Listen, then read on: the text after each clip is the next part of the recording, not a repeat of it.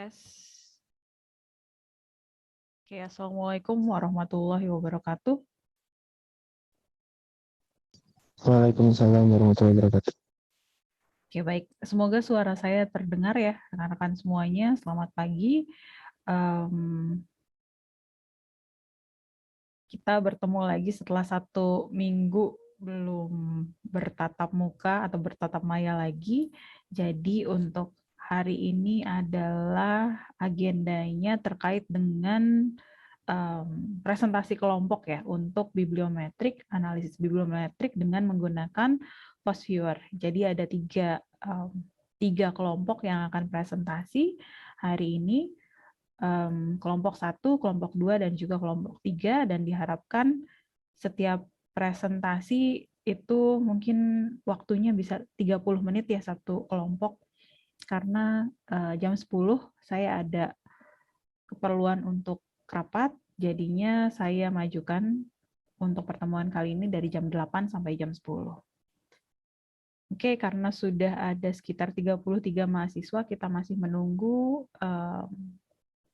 7 lagi atau 6 mahasiswa lagi, tapi nggak apa-apa, kita mulai aja di presentasi kelompok 1 untuk Amel, Aliyu, Davin, Fauzan, Putri Siva, dan juga Firmansyah. Apakah sudah hadir semuanya? Sudah Ibu, kita sudah hadir semua. Sip, silakan bisa dimulai Amel. Baik, saya mau izin share screen Bu. Oke. Suaranya jauh banget Fauzan.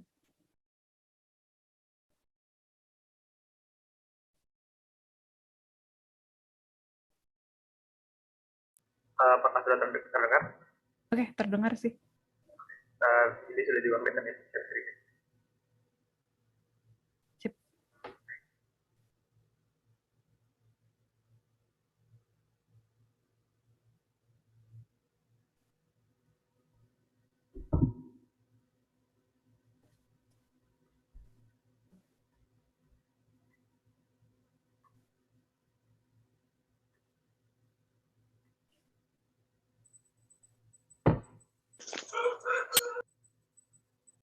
Oke, baik. Saya izin memulai dan memandu presentasi ya, Bu. Assalamualaikum warahmatullahi wabarakatuh. Selamat pagi, Bu Rahmi dan teman-teman semua.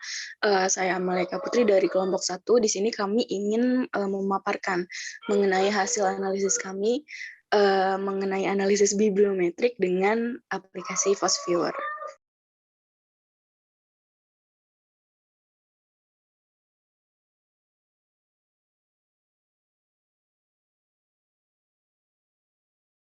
Oke, sebelum melanjutkan presentasi, saya akan mengenalkan anggota kelompok kami. Ada Aliyu Virga, ada Amalia Eka, saya sendiri, ada Davin Hadi Dharma, Fauzan Eka, Muhammad Firmansyah, dan Putri Siva Amalia. Pada slide awal, kami akan menjelaskan apa itu analisis bibliometrik, apa itu Scopus, PostViewer, dan bagaimana tata cara penggunaannya. Selanjutnya akan dijelaskan oleh rekan saya. Baik, untuk yang pertama yaitu mengenai apa itu analisis bibliometrik. Next. Kata bibliometrik diartikan mengukur atau menganalisis buku literatur dengan menggunakan pendekatan matematika dan statistika. Analisis bibliometrik itu sendiri adalah kajian untuk mengukur produktivitas karya ilmiah dalam berbagai bidang ilmu. Analisis bibliometrik ini pada intinya digunakan untuk menguraikan informasi bibliografi pada artikel atau jurnal, maupun dalam terbitan lain yang secara kuantitatif. Analisis bibliometrik digunakan untuk melihat sebaran jumlah publikasi dan sitasi dari berbagai literatur.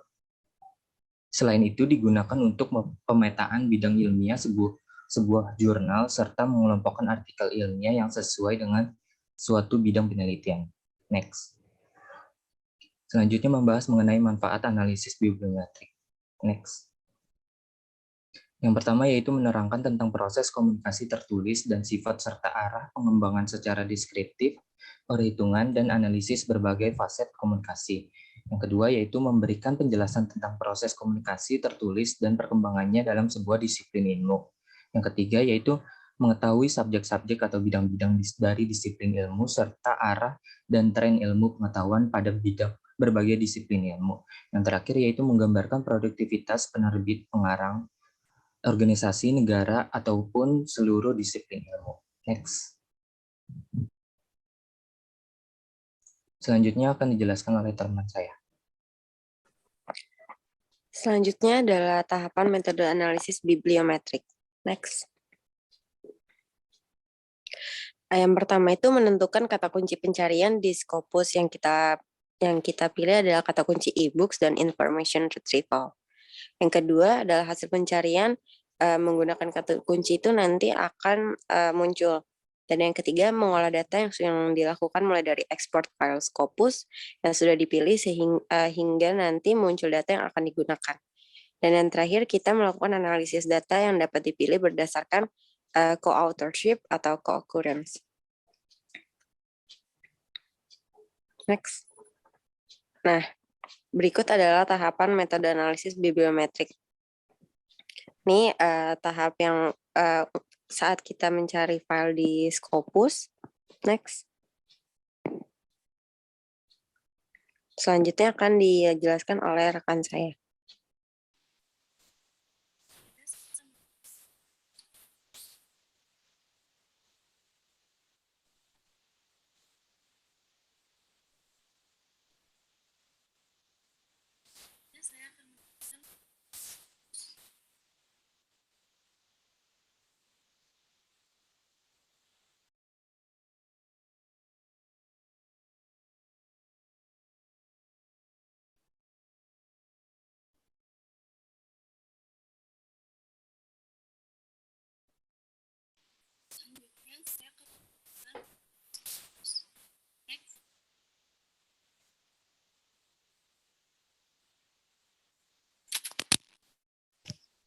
Suaranya kecil, Siva.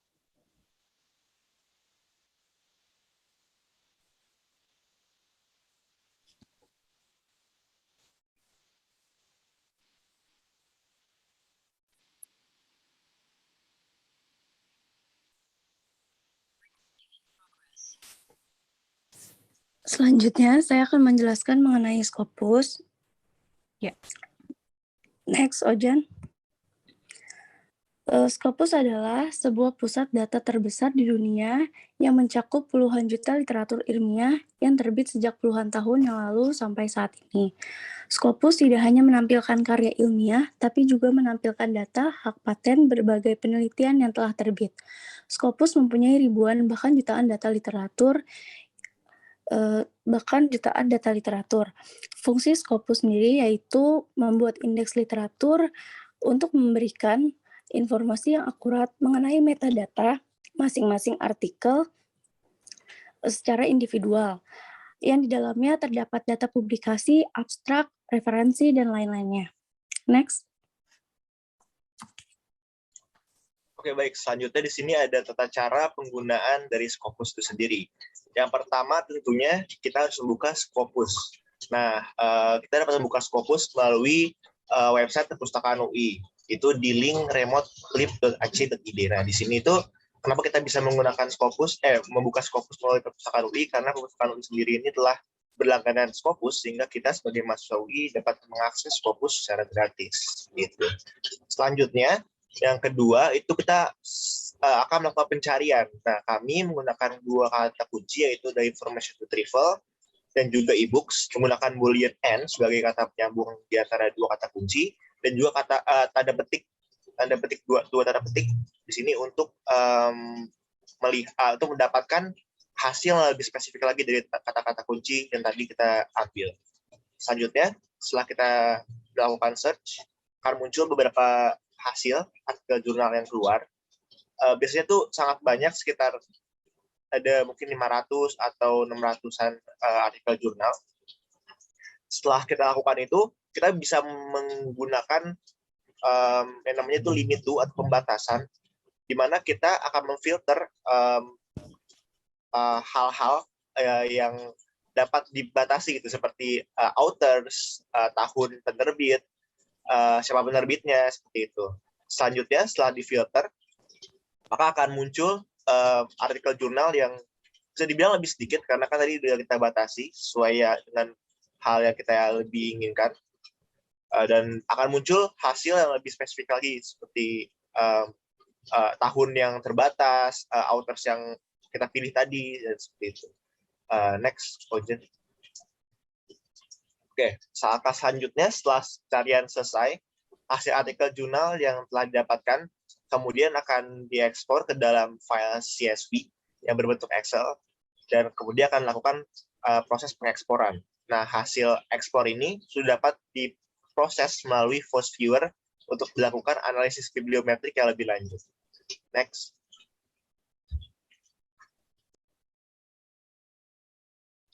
Selanjutnya yaitu FOSS-Viewer. Next. FOSS-Viewer merupakan perangkat lunak untuk memvisualisasikan jaringan bibliometrik yang dapat mencakup jurnal, peneliti, publikasi, individu, dan mereka dapat divisualisasikan berdasarkan kutipan. Penggabungan bibliografi, kutipan bersama, atau hubungan penulis bersama. FOSS-Viewer juga berfungsi dalam text mining, membantu dalam memvisualisasikan istilah-istilah yang penting yang diambil dari kumpulan literatur ilmiah. Next. Selanjutnya akan dijelaskan oleh teman saya. Baik, selanjutnya adalah penjelasan proses analisis bibliometrik. Di sini kami sudah mempersiapkan demonstrasi video bagaimana kami jalankan analisis bibliometrik kita dari prosesnya, dari masuk dari Scopus, terus kita masuk ke FOSS-Viewer dan membuat mappingnya. Jadi akan saya coba untuk play. Apabila ada masalah dengan suara atau visualnya, tolong diinterupsi.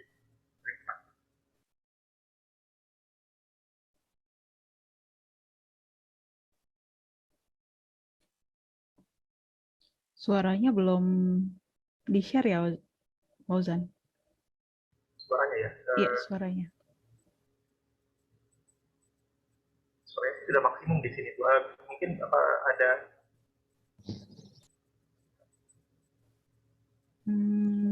Coba di stop dulu, terus nanti share screen, habis itu di bawahnya ada share sound. Ya.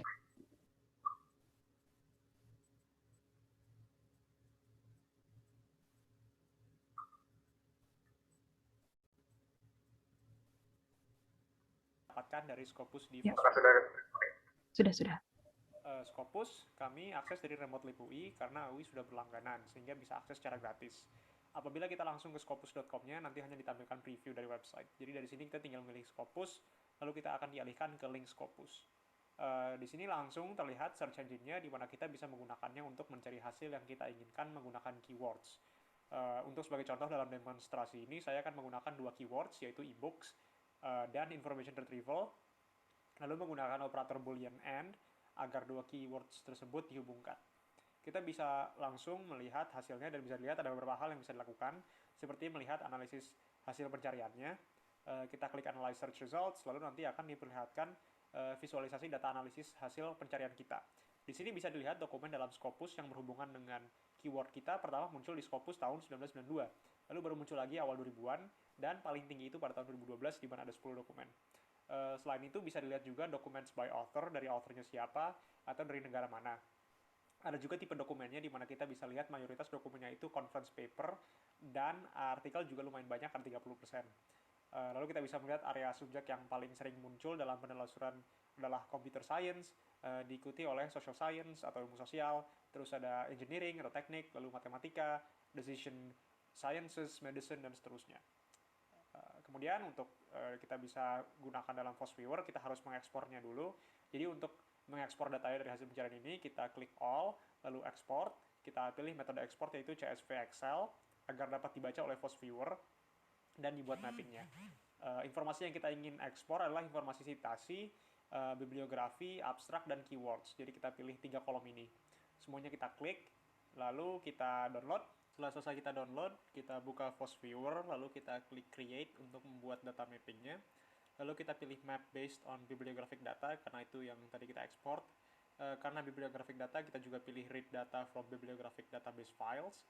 Setelah itu kita pilih filenya, kita pilih Scopus, lalu kita cari file CSV kita tadi ditaruh di mana. Setelah ketemu, kita pilih. Nah, di sini kita bisa memilih tipe analisis dan metode penghitungan. Kita bisa milih antara co-authorship atau co-occurrence. Co-authorship ini menghitung atau memapping hasil penelusuran berdasarkan authorship-nya. Jadi setiap karya dibedakan berdasarkan penulisnya siapa, dari organisasi mana atau dari negara mana. Jadi kalau kita pilih yang ini, terus kita pilih authors, jadi kita lihat dari asal penulisnya. Kita klik next, minimum number of documents-nya kita pilih.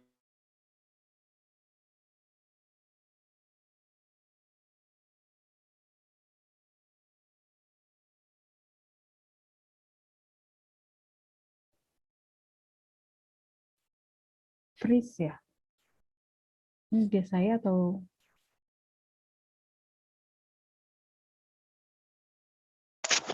Ibu maaf Bu, Mm-mm. barusan laptop Ojan mati ternyata. Oh, Sebentar oke. ya Bu. Oke, nggak apa-apa.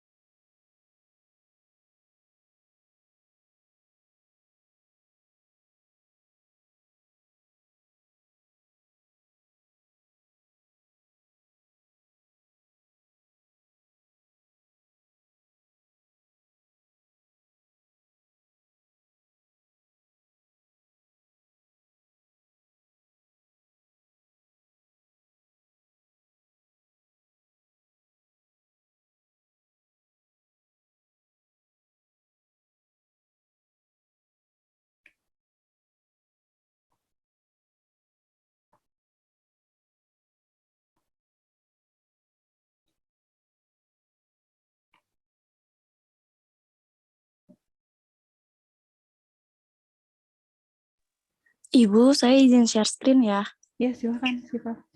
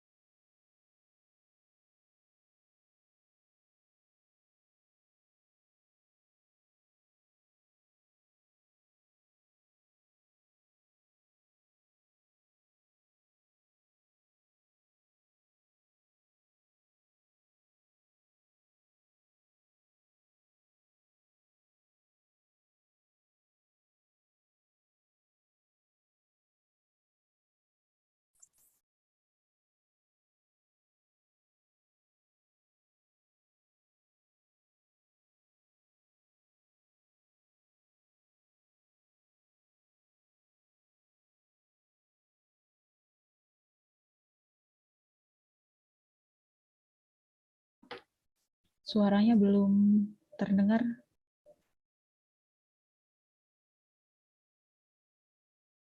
Di close dulu, nanti di share, terus habis itu ada share sound di bawahnya.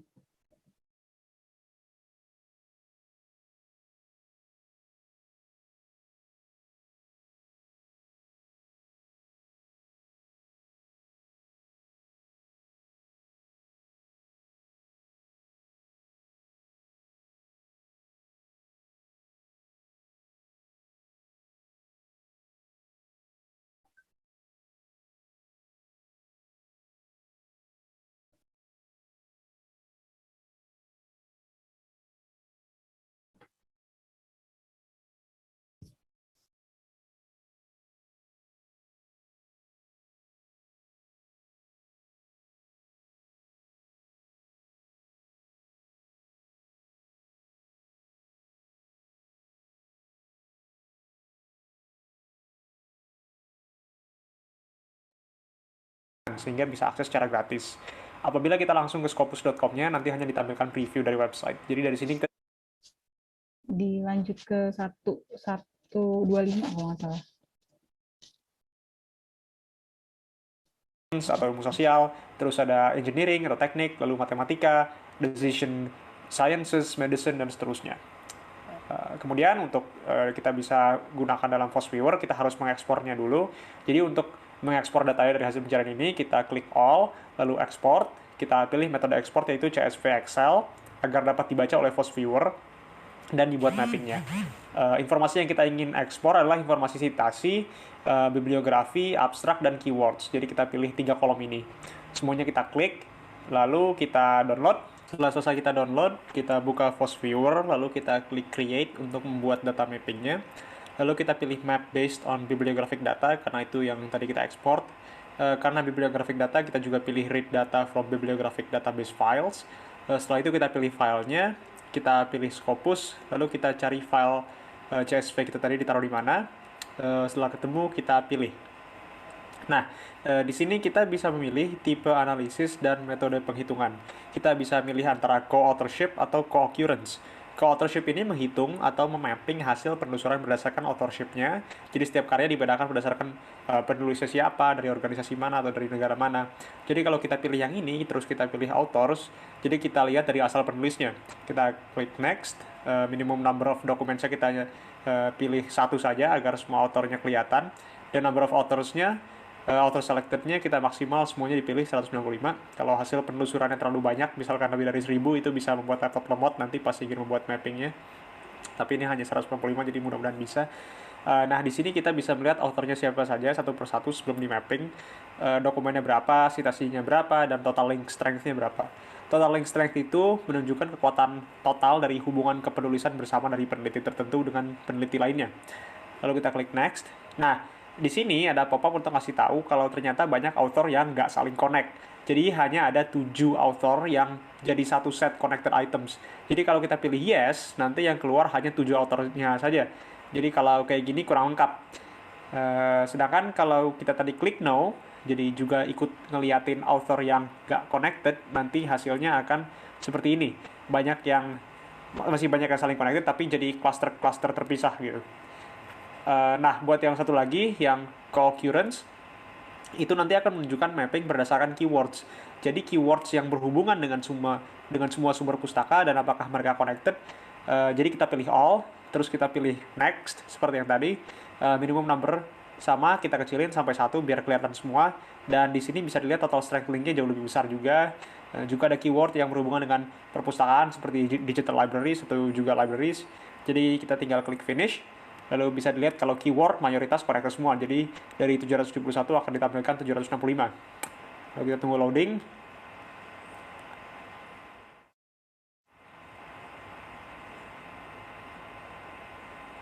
Nah, ini udah jadi.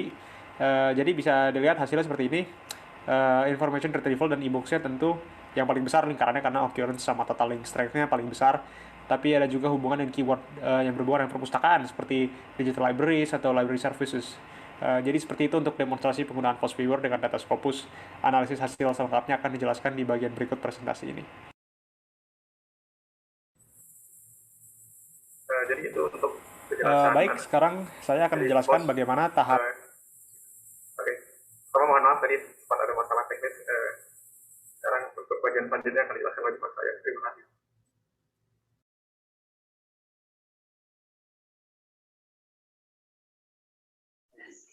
Oke, selanjutnya kita akan masuk ke analisis hasil.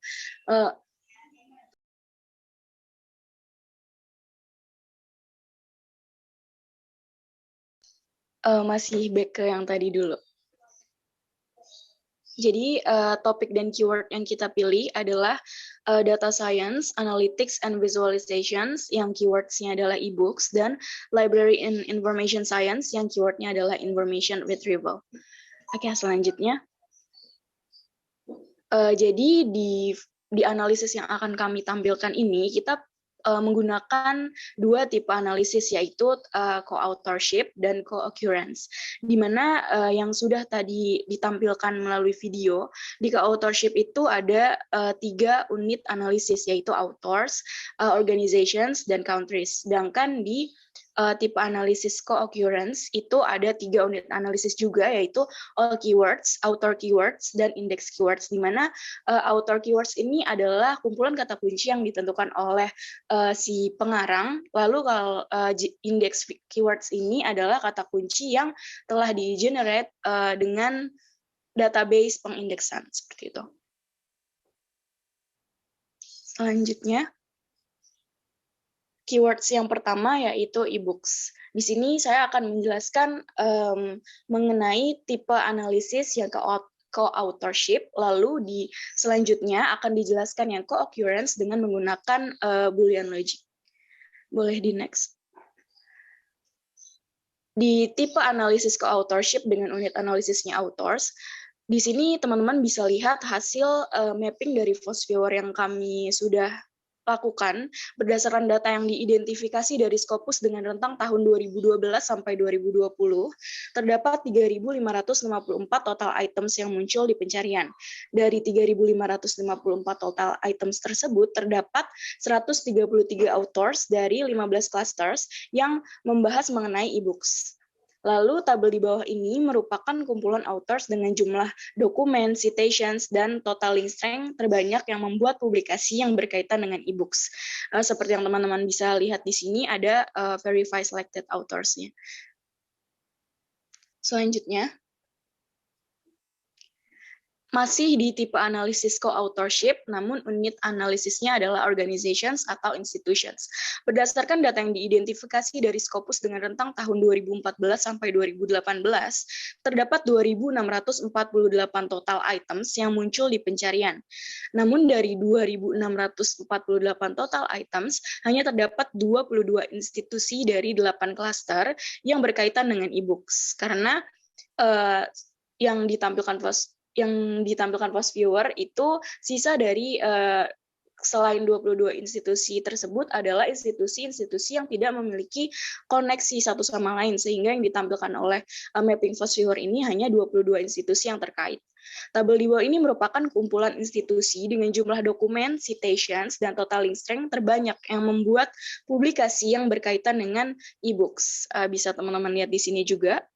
Dari urutan pertama itu ada Academic Center for Computing dan bla bla bla. Mereka memiliki 14 dokumen, 33 citations, dan ada 24 total link strength yang berhubungan dengan institusi lain, dan seterusnya. Selanjutnya, ini unit ketiga dari tipe analisis co-authorship, ada unit analisisnya countries atau negara-negara. Berdasarkan data yang diidentifikasi dari Scopus dengan rentang tahun 2010 sampai 2020, terdapat 111 total items yang muncul di pencarian. Dari 111 total items, terdapat 73 negara dari 18 klaster yang berkaitan dengan e-books. Nah, di sini ada tabel di bawah ini merupakan kumpulan negara dengan jumlah dokumen, citations, dan total link strength terbanyak yang membuat publikasi yang berkaitan dengan e-books. Yang paling tinggi itu ada United States, disusul dengan United Kingdom, Taiwan, Jepang, China, Australia, dan seterusnya. Selanjutnya, kita akan masuk ke keywords kedua yang kita pilih, yaitu information retrieval. Di analisis ini kita juga menggunakan tipe analisis yang co-authorship. Unit analisis yang pertama adalah authors. Berdasarkan data yang diidentifikasi dari Scopus dengan rentang tahun 2021 sampai 2022, terdapat 7.053 total items yang muncul di pencarian. Dari 7.053 total items tersebut, terdapat 617 authors dari 26 klaster yang membahas mengenai information retrieval. Bisa teman-teman lihat di sini. Biasanya kalau misalkan kita memilih unit analisis author, dia akan menampilkan lebih banyak karena lebih banyak author yang terkait atau total link strength-nya biasanya lebih kuat daripada organizations atau countries. Nah, tabel di bawah ini merupakan kumpulan authors dengan jumlah dokumen, citations, dan total link strength terbanyak yang membuat publikasi yang berkaitan dengan information retrieval. Seperti yang teman-teman bisa lihat sendiri di tabel. Selanjutnya. Ini unit analisis organizations, masih di tipe analisisnya co-authorship. Berdasarkan data yang diidentifikasi dari Scopus dengan rentang tahun 2021 sampai 2022, terdapat 5.486 total items yang muncul di pencarian. Dari 5.486 total items, terdapat 30 institusi dari 4 klaster yang berkaitan dengan information retrieval. Seperti yang teman-teman bisa lihat di sini. Lalu di tabel di bawah ini merupakan kumpulan institusi dengan jumlah dokumen, citation, dan total link strength terbanyak yang membuat publikasi yang berkaitan dengan information retrieval. Selanjutnya yang terakhir ada di tipe analisis co-authorship ada countries. Berdasarkan data yang diidentifikasi dari Scopus dengan rentang tahun 2021 sampai 2022, terdapat 167 total items yang muncul di pencarian. Dari 167 total items, terdapat 130 negara dari 22 klaster yang berkaitan dengan information retrieval. Bisa teman-teman lihat di sini, kalau di sini terlihat ada bagian-bagian yang terlihat padat dan saling berkaitan, dan ada juga bagian yang terlihat agak renggang seperti China. Dan seperti yang di United Kingdom, di sekitarnya ada Kanada, Jerman, itu menandakan kalau misalkan United Kingdom berarti itu memiliki link strength lebih kuat atau banyak terkoneksi dengan negara-negara lainnya, sehingga membuat mappingnya di sini terlihat lebih padat, dan di China ini terlihat agak lebih renggang. Tabel di bawah ini merupakan kumpulan negara dengan jumlah dokumen, citations, dan total link strength terbanyak yang membuat publikasi yang berkaitan dengan information retrieval. Ada yang pertama itu United States, disusul United Kingdom, China, Jerman, Netherlands, Kanada, Australia, dan seterusnya. Lalu selanjutnya ini, seperti yang tadi sudah saya jelaskan di awal, kalau co-authorship itu memuat 3 unit analisis yang author, organization, citation, sedangkan co-occurrence ini adalah analisis yang berkaitan dengan keywords, yang mana di sini kami akan menganalisisnya menggunakan Boolean logic. Selanjutnya akan dijelaskan oleh rekan saya. Baik, untuk penjelasan kali ini yaitu menghubungkan dari 2 kata kunci yang kita dapat, yaitu information retrieval sama e-books, digabungkan menggunakan Boolean logic. Boolean logic di sini sendiri adalah merupakan operator aritmatika yang menghasilkan angka, sedangkan operator relasional dan operator logika menghasilkan nilai true or false, di mana suatu metode pencarian informasi yang memfokuskan hasil penelusuran pencarian datanya menggunakan kata kunci. Untuk operator pencariannya sendiri yaitu terbagi menjadi AND, OR, dan NOT. Untuk AND sendiri yaitu adalah operator penghubung dengan kondisi bahwa kata pertama dan kata kedua atau kata kunci pertama dan kata kunci kedua dalam pencarian akan dicari secara bersamaan atau berdampingan. Untuk operator OR sendiri yaitu operator penghubung yang dimana dengan syarat jika kata kunci pertama dan kata kunci kedua dicari dalam pencarian, maka pencarian akan mencari sesuatu yang mengandung kata kunci pertama atau kata kunci kedua atau yang mengandung keduanya. Untuk operator yang not ini berarti bahwa pernyataan tersebut mempunyai nilai yang tidak mengandung pernyataan yang disebutkan atau kata yang berlawanan dengan kata kunci yang kita masukkan. Next. Untuk yang pertama, kita membahas mengenai Boolean logic AND. Berdasarkan data yang diidentifikasi dari Scopus untuk kata kunci information retrieval and e-books dengan rentang waktu tahun 1992 sampai 2021 terdapat 92 total items yang muncul di pencarian. Next. Seperti yang sudah dijelaskan oleh teman saya, untuk kali ini kita menganalisis menggunakan tipe co-occurrence di mana untuk mengetahui analisis jaringan antar kata kunci. Untuk yang pertama ini kita menggunakan unit analisis all keywords atau di mana menganalisis semua kata kunci dari total items 771 yang kita temukan sebesar 760 keywords dan 30 cluster yang saling berkaitan. Bisa dilihat di sini information retrieval mendominasi dari occurrence yang sebesar 58, dilanjutkan dengan e-books sebesar 36, electronic publishing, digital library, search engine, dan lainnya. Berikut adalah pemetaan dari jaringan visualisasinya. Next. Selanjutnya untuk unit author keywords, di mana berdasarkan yang telah ditentukan oleh pengarang atau penulis kata kuncinya. Itu ditemukan hasil pencariannya sebesar 254 items dan yang saling berkaitan yaitu sebanyak 184 items dengan cluster 18 cluster. Di sini bisa dilihat juga information retrieval masih mendominasi dengan 12, dilanjut e-books, dilanjut dengan digital library. Untuk di sini pemetaannya bisa kita lihat terdapat 18 cluster. Cluster di sini biasanya dibedakan dengan warna yang di jaringan visualisasi tersebut. Next. Selanjutnya untuk indeks keyword-nya yang berdasarkan yang telah dihasilkan oleh basis data pengindeks. Itu ditemukan pencariannya sebesar 637 items yang saling berkaitan dengan 26 cluster. Bisa dilihat juga pemetaannya di sini untuk untuk yang mendominasi tetap information retrieval, dilanjut e-books, dilanjut electronic publishing, digital library, dan lain-lainnya. Next. Selanjutnya kita beralih ke Boolean logic OR. Berdasarkan data yang diidentifikasi dari Scopus untuk kata kunci information retrieval or e-books dengan rentang tahun 1949 sampai 2023 itu terdapat hasilnya sebesar 173.187 total items yang muncul di pencarian. Next. Untuk tipe analisisnya tetap menggunakan co-occurrence. Untuk unit analisisnya, yang pertama kita melihat dari all keywords atau semua kata kunci yang ditemukan sebesar 1.170 total items dari 6 cluster yang saling berkaitan. Untuk OR sendiri di sini, kita lihat information retrieval sangat mendominasi, dan bahkan untuk yang teratas di sini e-books tidak terlihat kata kunci e-books seperti itu. Selanjutnya,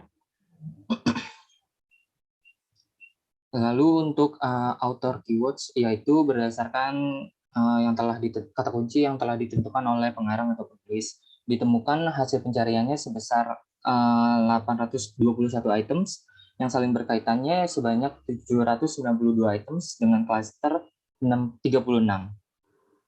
Di sini bisa kita lihat juga e-books tidak terlihat dalam tabel tersebut. Untuk occurrence yang terbesarnya masih dipegang oleh information retrieval. Next. Selanjutnya yaitu untuk unit index keywords, di mana berdasarkan yang telah dihasilkan oleh basis data pengindeks, ditemukan hasil pencariannya sebesar 1.070 items yang saling berkaitan dengan 6 cluster.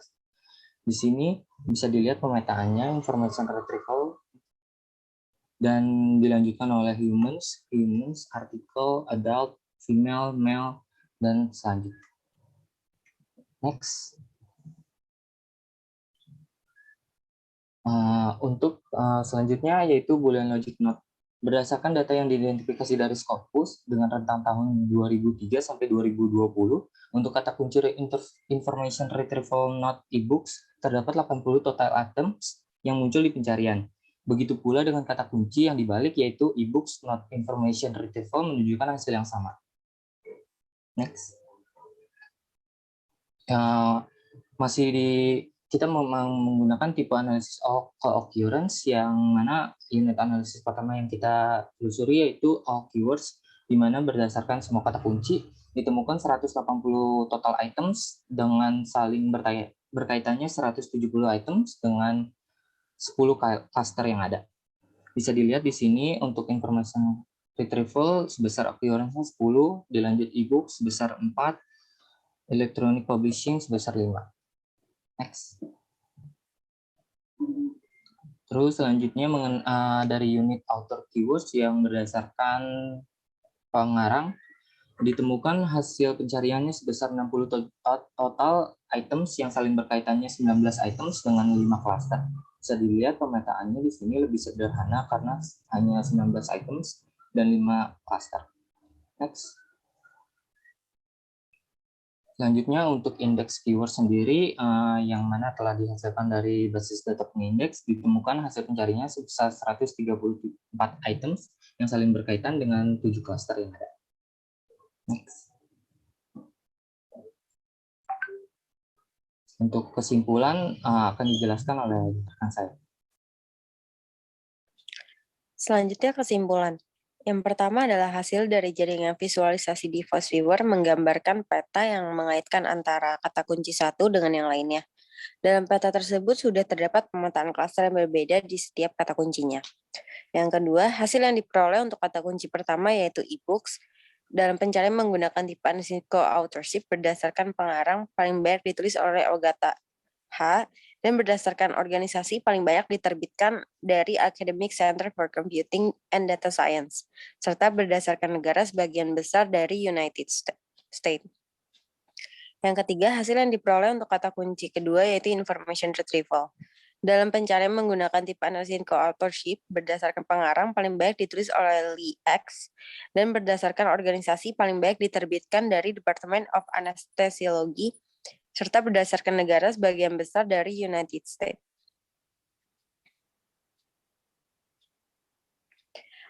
Dari hasil pencarian tipe analisis co-occurrence dengan menggunakan Boolean logic and, or not, pemetaan yang dilakukan menghasilkan klaster yang berbeda di setiap kata kuncinya. Dari hasil pencarian menggunakan Boolean logic didapatkan bahwa kata kunci information retrieval paling mendominasi baik pada Boolean logic and, or, dan not. Untuk pencarian paling banyak ditemukan pada Boolean logic or. Hal ini dikarenakan pencarian akan mencari sesuatu yang mengandung kata pertama atau kata kedua atau yang mengandung kedua kata tersebut. Untuk hasil pencarian Boolean logic not, baik yang memakai kata kunci information retrieval not ebooks maupun dibalik kata kunci menjadi ebooks not information retrieval memiliki hasil yang sama.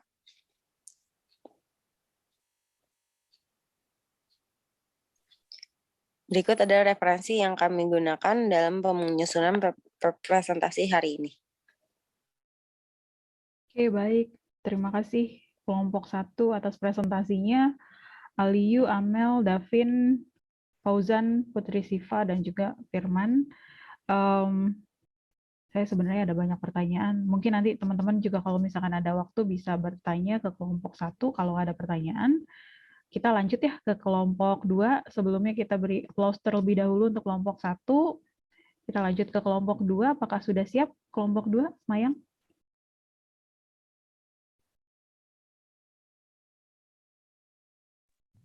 Siap, Ibu. Saya izin share screen ya, Bu. Oke, silakan Mayang.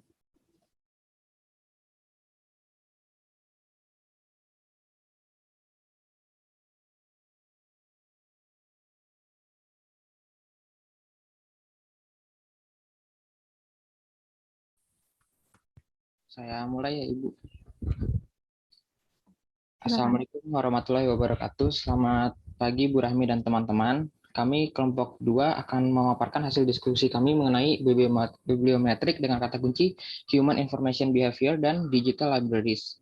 Anggota kelompok kami yang pertama ada Anggani Mayang Kalista, yang kedua ada Anissa Aprilia Sundari, yang ketiga ada saya sendiri Bima Rahmanofandi, yang keempat ada Eusebio Jordi, kelima ada Tia Mutmainah, keenam ada Muhammad Fadil Sulaiman, dan yang terakhir ada Nur Anissa. Slide yang pertama akan dijelaskan oleh rekan saya. Baik, untuk keywords yang pertama itu kita menggunakan keywords Human Information Behavior. Boleh next? Jadi dari Scopus yang seperti yang telah dijelaskan kelompok sebelumnya, kita dapat melihat dokumen buyers menggunakan kata kunci Human Information Behavior. Jadi di sini kita dapat melihat kenaikan dan penurunan dari keyword Human Information Behavior ini dengan jumlah tertinggi itu datang dari tahun 2017 dengan total documents yaitu sebanyak 20. Boleh next?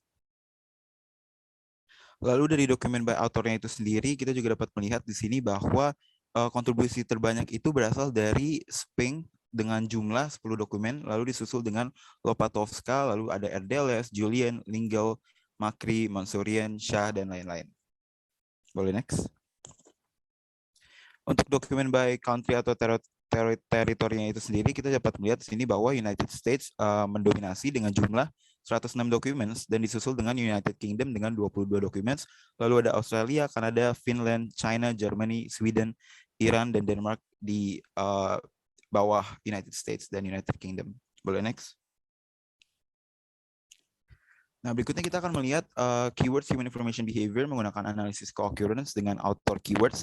Di sini kita dapat melihat network visualization-nya itu sendiri, di mana network visualization ini akan menunjukkan jejaring antar keywords yang digunakan. Jadi contohnya di sini kita dapat melihat Human Information Behavior, lalu ada Information Seeking, Information Needs, Information Behavior, lalu di atas juga sebenarnya ada Human Information Behavior dengan spelling yang berbeda. Jadi ada spelling UK dan juga US. Boleh next? Nah, di sini kita bisa melihat juga human information behavior melalui overlay visualization. Jadi overlay visualization ini akan menunjukkan jejaring, namun memperlihatkan jejak histori dari penelitian itu. Jadi ini ditunjukkan menggunakan warna-warna. Jadi jika warnanya mencolong ke biru, maka ini penelitiannya ini sudah dari tahun lebih lama. Sedangkan jika warnanya mengarah ke kuning atau kehijauan, maka penelitian ini lebih baru. Boleh next.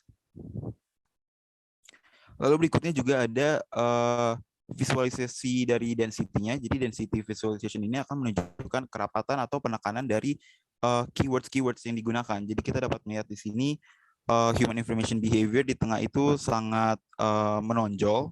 Lalu lebih ke ada human information behavior juga, information needs, information behavior. Sedangkan kata-kata kunci seperti web browsing, online game, archival theory di sisi kanan itu kurang menonjol dibandingkan keywords yang tadi saya sebutkan sebelumnya. Boleh next. Berikutnya kita akan melihat human information behavior melalui co-occurrence dan juga all keywords yang digunakan. Jadi di sini network visualization-nya kita dapat melihat human information behavior ini dominan dan juga disusul dengan behavioral research juga dominan. Lalu ada juga yang seperti saya sebutkan sebelumnya, human information behavior, information behaviors, information system juga, dan lain-lain. Boleh next. Nah, berikut adalah overlay visualization-nya, dapat dilihat berdasarkan tahun-tahunnya bahwa ada penelitian-penelitian yang lama dan juga ada penelitian yang baru. Boleh next lagi. Lalu kita dapat melihat juga dari density visualization-nya seperti yang saya jelaskan sebelumnya. Boleh next. Nah, berikutnya kita akan melihat human information behavior dari sisi co-authorship dan juga authors-nya itu sendiri. Jadi pada grafik ini, pada visualisasi ini kita dapat melihat contohnya Syah diwarnai oleh warna kuning ini menjadi yang paling dominan karena dia memiliki kaitan dengan penelitian-penelitian lainnya yang paling banyak. Boleh next. Nah, ini juga kita dapat melihat dari overlay visualization-nya dari tahun-tahunnya. Boleh next lagi. Nah, dari density visualization ini kita dapat melihat bahwa Syah C ini memang penelitiannya yang paling menonjol. Lalu penelitian oleh Huvila juga agak menonjol, dan juga di atas dapat lihat Bhattacharya juga menonjol. Boleh next. Berikutnya akan dijelaskan oleh teman saya. Baik, selanjutnya adalah keyword digital libraries. Nah, berikut adalah hasil pencarian Scopus untuk keyword digital libraries dengan hasil 25.709 dokumen. Ini dilihat by year dari tahunnya dengan range tahun dari tahun 1965 sampai 2022.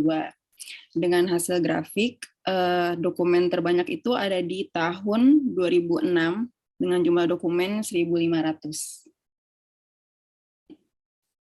Nah, ini juga hasil pencarian Scopus dari autornya, dilihat dari nama penulisnya. Untuk digital libraries, paling banyak itu publikasi yang ditulis oleh Fox dengan jumlah publikasi 190, diikuti oleh Nelson, Bainbridge, Giles, dan lain-lain. Kemudian ini dokumen by country or territory, jadi publikasi mengenai digital libraries itu paling banyak berasal dari United States dengan jumlah publikasi 7.863, diikuti oleh China, United Kingdom, Jerman, Italia, India, Spanyol, dan lain-lain. Kemudian ini adalah hasil analisis untuk tipe analisis co-authorship authors dari FOSS-Viewer. Ini adalah mapping untuk network visualization-nya. Bisa dilihat di tengah itu ada banyak lingkaran-lingkaran yang saling berhubungan dengan nama autor-autor dari Cina, yang berarti mereka paling banyak terkoneksi satu sama lain. Kemudian ini juga masih co-authorship authors, dilihat dari overlay visualization-nya. Bisa dilihat warnanya itu rata-rata sama, hijau kuning gitu, karena ini menunjukkan publikasinya paling banyak itu rata-rata tahun 2020 sampai 2022. Kemudian ini juga co-authorship authors, dilihat dari density visualization-nya. Warna yang paling menonjol di tengah itu ada publikasi dari autor-autor Cina, seperti yang tadi network visualization. Kemudian ini ada tipe analisis co-authorship countries, dilihat dari negara-negaranya. Publikasi yang paling banyak itu dilihat dari network visualization-nya ada United States, China, dan India. Namun ada juga negara-negara yang hanya terkoneksi atau mengambil citasi dari United States saja, atau ada banyak juga yang saling terkoneksi satu sama lain di sebelah kiri itu. Misalnya seperti negara Romania dan Algeria, mereka hanya terkoneksi dengan United States, namun untuk negara-negara seperti United Kingdom, Pakistan, Saudi Arabia, atau Jerman, itu tuh mereka tidak hanya terkoneksi dengan United States, tapi juga dengan China dan India. Kemudian masih yang countries, ini ada overlay visualization-nya. Warnanya juga rata-rata sama, itu di antara tahun 2020 sampai 2022. Ini untuk density visualization-nya. Yang paling menonjol seperti tadi ada United States, China, India, dan Jerman. Kemudian ini untuk tipe analisis co-occurrence yang all keywords, yang mana berarti author keywords dan termasuk index keywords. Yang paling menonjol dari mapping network visualization ini adalah digital libraries, kemudian ada human dan systematic review. Namun dari warna-warnanya ini menunjukkan bahwa satu subjek yang saling terkoneksi dengan satu sama lain, seperti misalnya digital libraries itu ada warna merah yang saling berhubungan dengan subjek e-learning, information use, machine learning, atau artificial intelligence. Kemudian kalau human saling berhubungan dengan subjek lain seperti Medline, human experiment, meta-analysis, dan lain-lain. Kemudian ini untuk co-occurrence all keywords yang overlay visualization-nya, warnanya juga sama, terbagi rata antara tahun 2020 sampai 2022. Dan ini untuk density visualization-nya, yang paling menonjol adalah digital libraries, human, systematic review, machine learning, e-learning, dan lain-lain. Selanjutnya akan dijelaskan oleh rekan saya. Baik, selanjutnya kami akan menjelaskan mengenai pencarian menggunakan Boolean logic. Nah, berdasarkan data selanjutnya. Nah, berdasarkan data yang telah diambil dari Scopus dengan Boolean logic N, yang berarti kedua keywords muncul bersamaan dalam satu dokumen, terdapat 36 dokumen yang muncul. Nah, dalam grafik dapat disimpulkan bahwa artikel mengenai kedua kata kunci ini muncul pertama kali pada tahun 2000. Dan kemunculan tiap tahunnya yang paling banyak ada pada tahun 2018. Selanjutnya.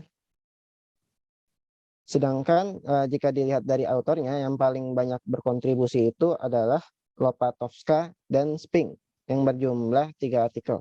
Disusul oleh autor lainnya yang berjumlah 2 dan 1.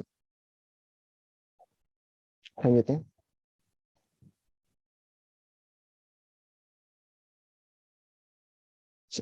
Jika dilihat dari negaranya, yang paling berkontribusi itu ada pada negara Amerika Serikat dan juga Australia. Nah, di sini kami menggunakan co-occurrence, yaitu seberapa banyak muncul topiknya menggunakan all keywords, yaitu author keywords dan juga index keywords. Di sini kita bisa lihat bahwa yang paling banyak muncul itu dari network visualization-nya itu adalah behavior research dan human information behavior. Nah, kalau berdasarkan overlay visualization-nya, yang paling baru itu ada pada information analysis, yaitu yang berwarna kuning, dan juga big data dan amount of information itu yang berwarna hijau dari 2020 sampai 2022. Selanjutnya.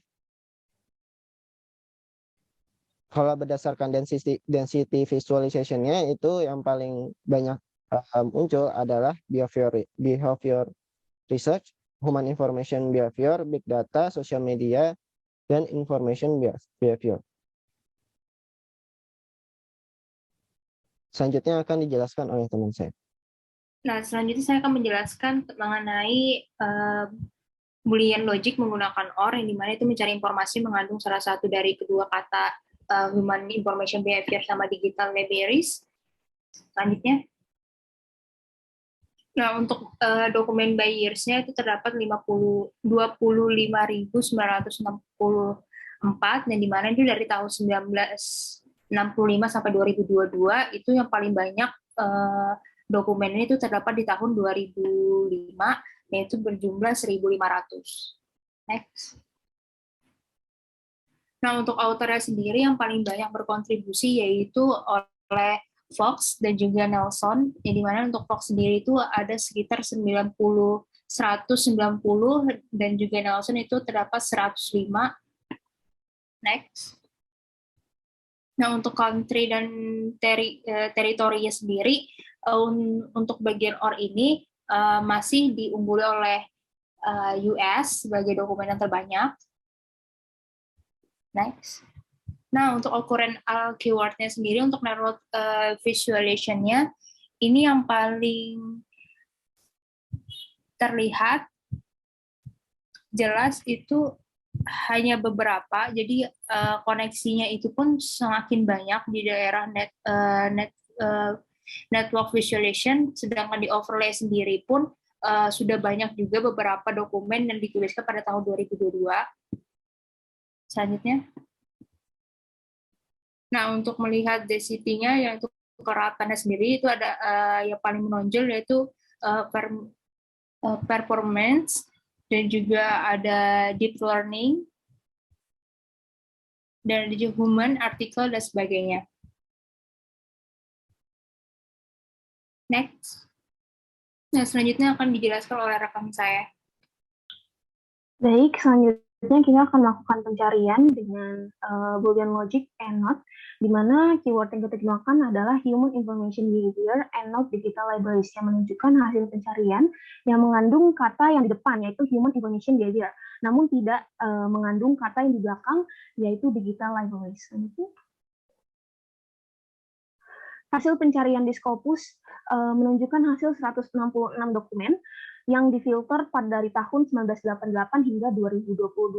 Terlihat paling tinggi adalah titik grafik yang pada tahun 2015 hingga 2018 dengan detail paling banyak publikasi, yaitu pada tahun 2017.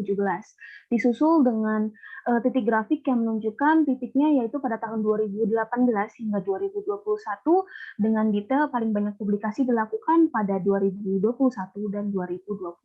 Selanjutnya. Lalu dilakukan pencarian berdasarkan document by author dengan filter yang masih sama, yaitu pada tahun 1988 hingga 2022. Apabila kita lihat hasilnya, hasilnya juga ada kemiripan dengan hasil pencarian human information behavior sebelumnya, dengan Spink sebagai penulis paling banyak yang berkontribusi, dan disusul oleh Ardeles, Julian, Manselian, dan penulis-penulis lainnya. Selanjutnya.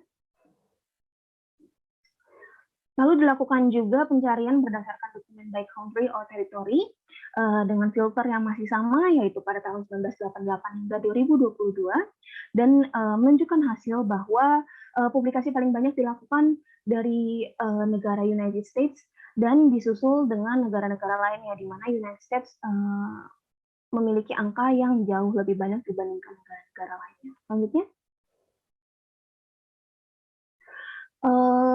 Lalu kita beralih ke post keywords yang menunjukkan network visualization dan overlay visualization.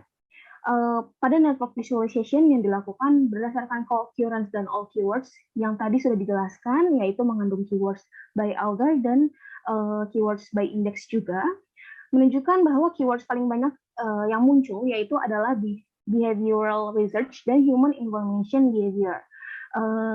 Dan terdapat ketersinambungan antara satu keyword dan keyword-keyword lainnya dapat dilihat dari keterangan warnanya. Sedangkan untuk overlay visualization-nya menunjukkan bahwa untuk keywords behavioral research dan human information behavior yang paling banyak mendominasi dibanding keyword-keyword lainnya, kebanyakan publikasi dilakukan di antara rentang tahun 2014 hingga 2018. Namun untuk warna jelasnya dapat dilihat dari gradasi warnanya yang dapat dilihat pada pojok kanan gambar tersebut. Selanjutnya. Lalu kita beralih ke density visualization yang masih sama, yaitu keywords behavioral research dan human information behavior merupakan keywords paling banyak. Dan apabila kita bandingkan dengan hasil network visualization sebelumnya, ada beberapa keywords yang tidak muncul di density visualization, menunjukkan bahwa keyword-keyword yang tidak muncul tersebut memiliki jumlah publikasi yang tergolong cukup sedikit apabila dibandingkan dengan keyword-keyword yang muncul pada hasil density visualization tersebut. Selanjutnya akan dibahas oleh rekan saya. Baik, selanjutnya akan dijelaskan mengenai Boolean logic di and not, yaitu digital libraries and not human information behavior. Nah, yang ini untuk dokumen buyers-nya. Dapat dilihat dokumen yang paling banyak muncul adalah 25.762 untuk jumlahnya. Lalu untuk yang paling banyak muncul pada tahun 2006 sekitar 1.500-an untuk jumlah dokumennya. Lalu body next. Ini muncul dokumen by authors, yaitu muncul sekitar 25.762 oleh Fox A.A yang paling banyak adalah sekitar 180-an lebih. Boleh di next.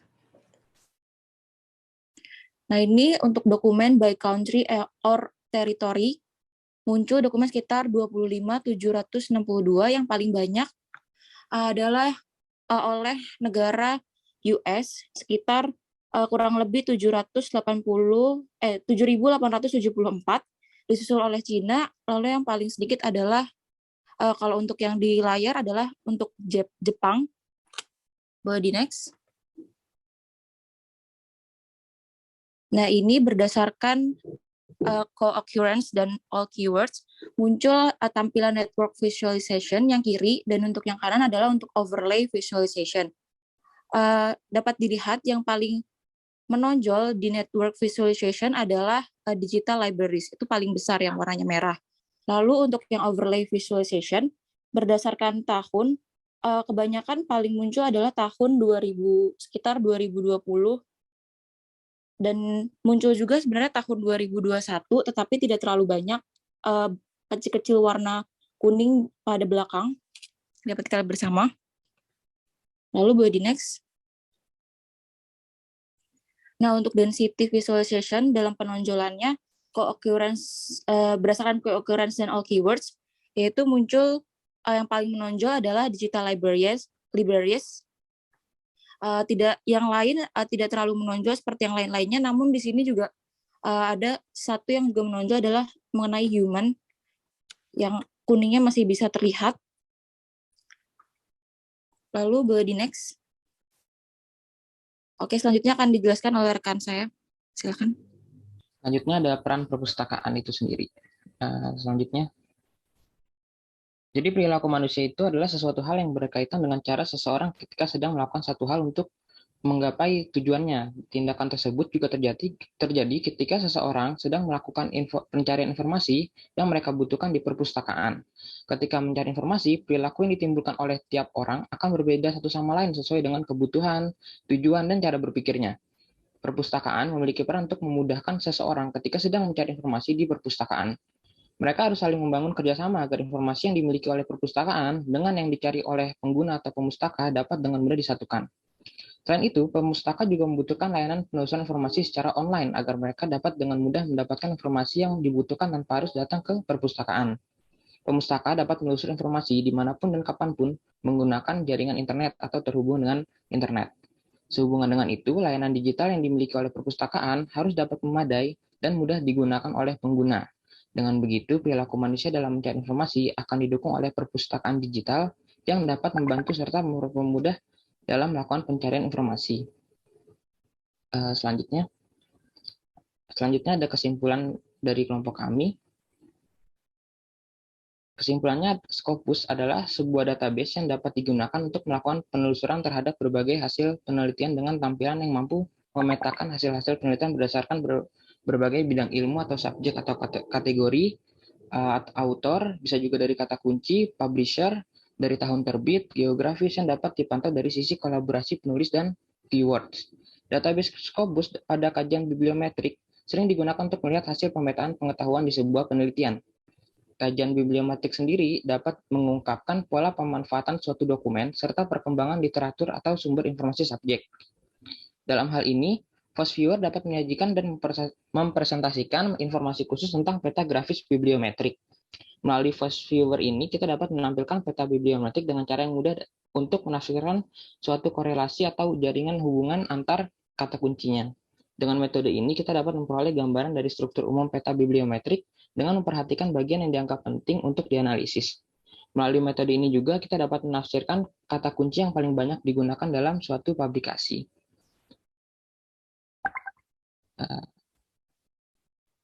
Itu adalah presentasi dari kelompok 2.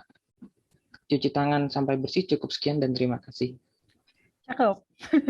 Terima kasih kelompok 2 atas presentasinya. Kita berikan aplaus terlebih dahulu. Terima kasih untuk Mayang, Bima, Fadil, Anissa Aprilia, Bio, Mutia, sama Nur Anissa ya.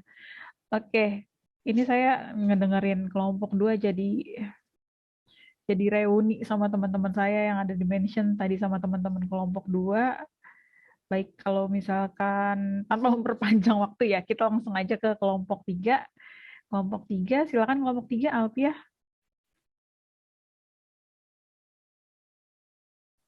Baik, Mbak. Sip. Udah ada semuanya kan ya? Sudah, Mbak. Mbak Rami, saya izin share screen ya. Oke, Dwinta, silakan. Ini kayaknya kalau misalkan di setiap slide itu ada perkenalan lagi ya. Jujur saya udah kenal semuanya. Jadi nggak usah disebutin nama-namanya. Lanjut, silakan kelompok 3.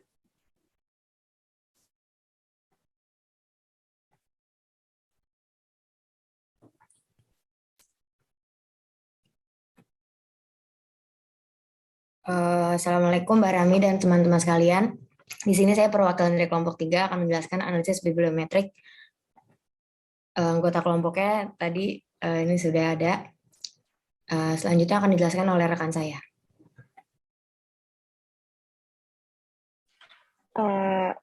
Selamat pagi semuanya. Apakah suara saya terdengar? Terdengar, Nafisa, silakan. Oke. Jadi saya akan membahas tentang awalan dulu ini. Kita memakai 2 keyword, yaitu satu virtual reality atau reality visual atau juga virtual atau enggak realitas maya. Jadi itu merupakan teknologi yang membuat penggunanya dapat berinteraksi dengan lingkungan hasil dari simulasi dari komputer, suatu lingkungan yang sungguhan di dunia nyata yang disalin atau lingkungan fiktif yang hanya ada dalam imajinasi. Dan yang kedua itu knowledge representation atau jadi itu merupakan suatu teknik untuk merepresentasikan basis pengetahuan yang diperoleh dalam suatu skema atau diagram tertentu sehingga dapat diketahui relasi atau keterhubungannya antara satu data dengan yang lainnya. Jadi kenapa kita memilih 2 keywords itu? Yang pertama itu belum ada yang pakai, terus kita anggap itu unik dan juga itu juga anti mainstream gitu ya. Dan sebelumnya kita udah coba trial error dan akhirnya kita menemukan 2 keywords ini. Jadi oke, next slide.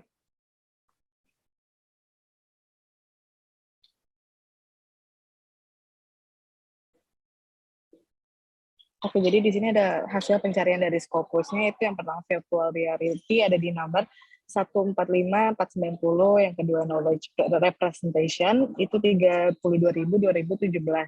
Dan di sini ada yang di sebelah kanannya ada yang ada virtual reality and knowledge representation ada 283, dan virtual reality or knowledge representation ada 177.229,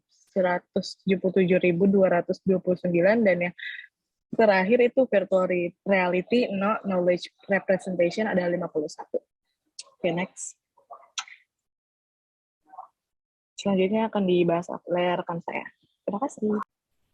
Selanjutnya saya akan membahas keyword dari virtual reality. Di sini ada hasil analisis dari network visualization yang kita bisa lihat ini sebelah kanan. Ini tuh hasil yang ditemukan itu ada 100 author, akan tapi yang terkoneksi satu author dengan author lain tuh hanya 322. Kita bisa dilihat gambar yang sebelah kiri. Itu tuh digambarkan itu dalam berbagai warna. Dalam analisis ini juga kita memperlihatkan ada sebanyak 23 klaster yang terkoneksi dengan link pada masing-masing author.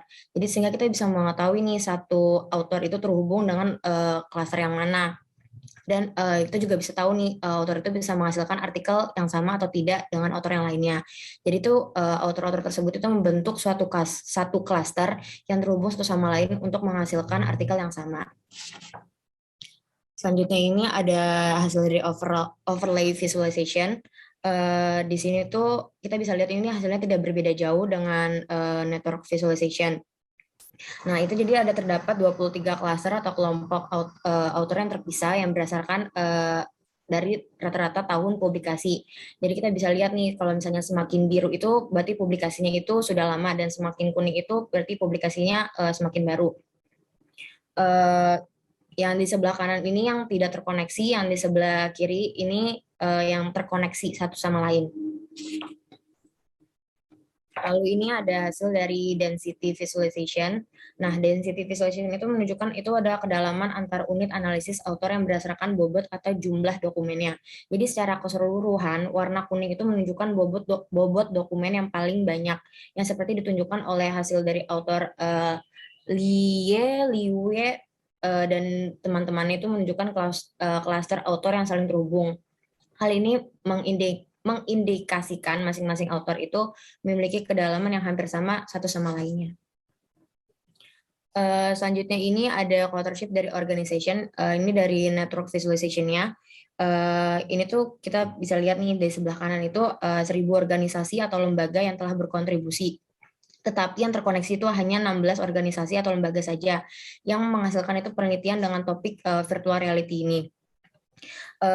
Terus juga kalau misalnya terhubung itu kita bisa lihat nih yang sebelah kiri itu terhubung oleh garis yang di tengah. Jadi kalau misalnya hasil dari Departemen Surgery College itu bisa berhubungan sama King Abdullah International, atau Departemen Surgery College itu bisa berhubungan sama Neurological Simulation. Tetapi kalau misalnya Neurological Simulation itu tidak bisa berhubungan langsung dengan yang di sebelah paling kanannya itu, yang di King Abdullah itu. Jadi harus melewati garis tengahnya itu untuk terkoneksi satu sama lainnya.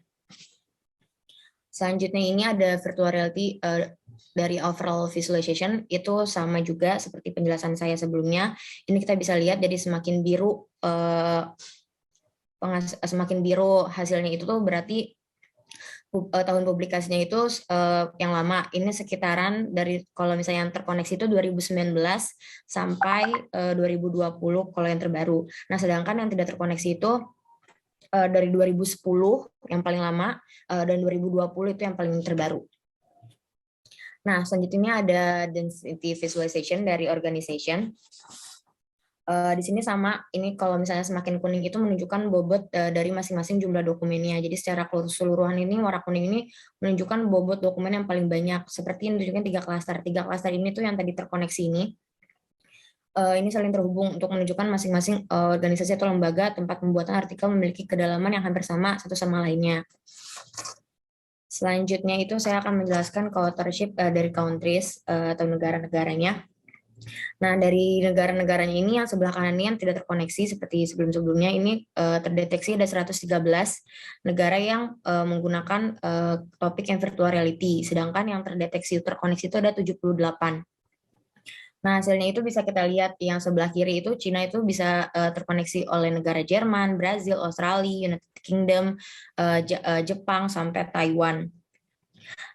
Selanjutnya itu ada dari overall visualization-nya itu seperti yang sebelumnya juga semakin biru itu semakin berarti tahun publikasi dokumen itu lama. Nah, semakin kuning itu baru. Nah, itu rata-rata yang tahun ini sama, kebetulan yang terkoneksi sama tidak terkoneksi dari range dari tahun 2010 sampai 2020.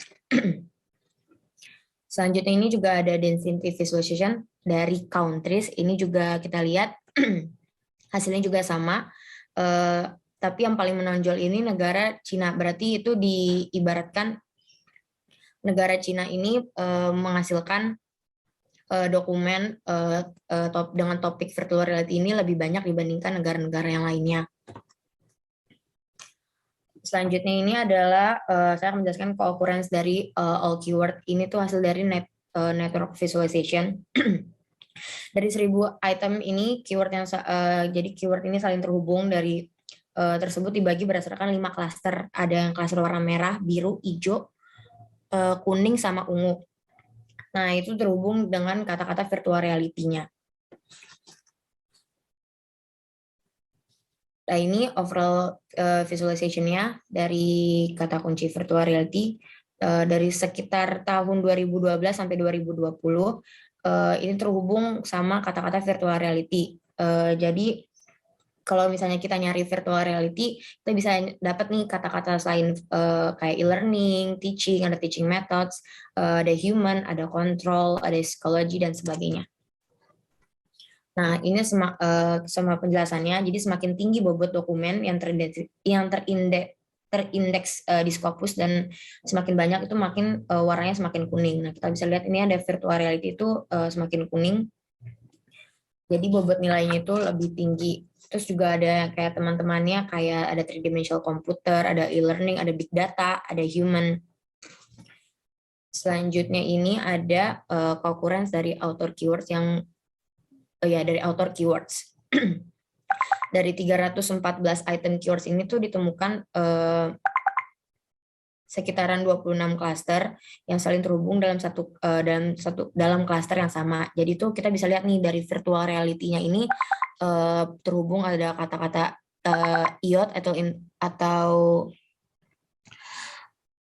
kata-kata IoT, ada human robot interaction, ada computer technology, ada tracking. Jadi keyword ini terhubung. Jadi maka rata-rata author yang mengambil topik virtual reality ini akan terhubung dengan keyword seperti yang saya sebutkan sebelumnya. Selanjutnya itu ada overlay visualization, sama seperti penjelasan sebelumnya saya. Ini yang sebelah kanan tidak terkoneksi, yang sebelah kiri terkoneksi. Nah, ini juga density visualization-nya juga concurrence-nya yang sebelah kanan yang tidak terkoneksi, yang sebelah kiri terkoneksi. Jadi kita bisa lihat nih banyak yang berhubungan dengan kata-kata dari keyword virtual reality. Selanjutnya ada concurrence index. Nah, ini juga kita bisa lihat nih ada dibagi 7 klaster. Ada warna merah, hijau, orange, biru, kuning, ungu. Dan ditemukan itu ada 1000 items. Lalu ada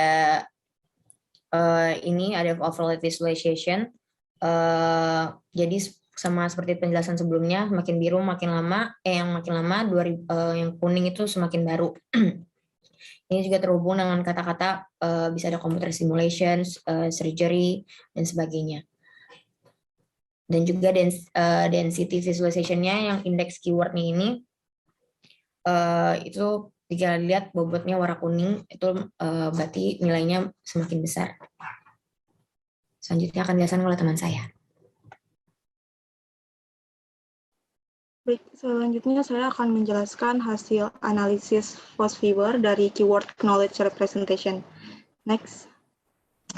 Berikut adalah hasil visualisasi network atau jaringan dari tipe analisis co-authorship unit analisis author. Nah, pada gambar sebelah kiri adalah kumpulan jaringan terbesar yang terdiri dari 26 klaster yang mencakup 365 author yang saling terhubung atau terkoneksi dalam membuat topik ini. Sedangkan gambar yang sebelah kanan adalah jaringan keseluruhan dari 1000 author yang ditampilkan atau yang ditemukan berdasarkan hasil pencarian yang terbagi menjadi 145 klaster.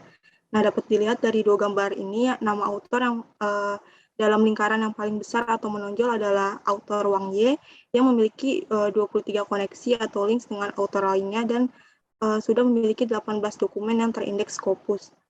Next. Lalu berikutnya adalah visualisasi overlay masih dengan unit analisis yang sama, yaitu author, di mana kita dapat melihat jaringan-jaringan author dengan warna pembeda antar tahunnya. Seperti yang telah dijelaskan Dwinta sebelumnya, semakin gelap warnanya itu semakin lama atau paling awal, sedangkan semakin terang adalah publikasi-publikasi yang paling baru. Nah, dari gambar sebelah kanan kita dapat melihat jaringan keseluruhan dari item yang terbagi menjadi 145 klaster yang tidak terkoneksi dengan rata-rata tahun publikasi yaitu tahun 2005 sampai 2020. Lalu pada gambar kiri adalah jaringan dengan 26 klaster yang terkoneksi atau terhubung dengan rata-rata publikasi pada tahun 2010 sampai 2020. Next. Nah, berikut adalah density visualization dari unit analisis author, di mana sebelah kanan masih dengan jaringan yang sama yang terdiri dari 1000 items dengan 145 cluster berwarna kuning dan dikelilingi warna biru kehijauan, di mana semakin cerah warnanya itu menunjukkan kedalaman antara items berdasarkan bobot atau jumlah dokumennya.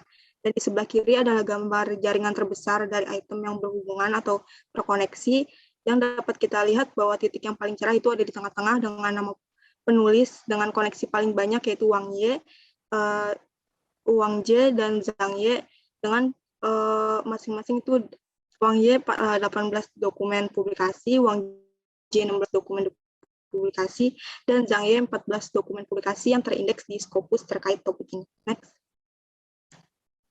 Nah, selanjutnya adalah analisis co-authorship dengan unit analisis organisasinya. Dari gambar berikut dapat diidentifikasi hasil visualisasi networknya, di mana pada gambar paling bawah ini menampilkan keseluruhan items, yaitu ada 1000 items yang dibagi menjadi 282 klaster organisasi atau lembaga yang tidak saling terhubung atau tidak terkoneksi satu sama lain. Dan sedangkan gambar yang di atasnya itu menunjukkan 13 organisasi atau lembaga yang terhubung atau terkoneksi yang terbagi menjadi 2 klaster, di mana jaringan berwarna merah paling kiri adalah klaster 1 yang terdiri dari beberapa institut atau fakultas di beberapa negara seperti Spanyol, Vietnam, dan Malaysia yang berjaring satu sama lain dan menghasilkan satu dokumen yang terindeks dalam Scopus.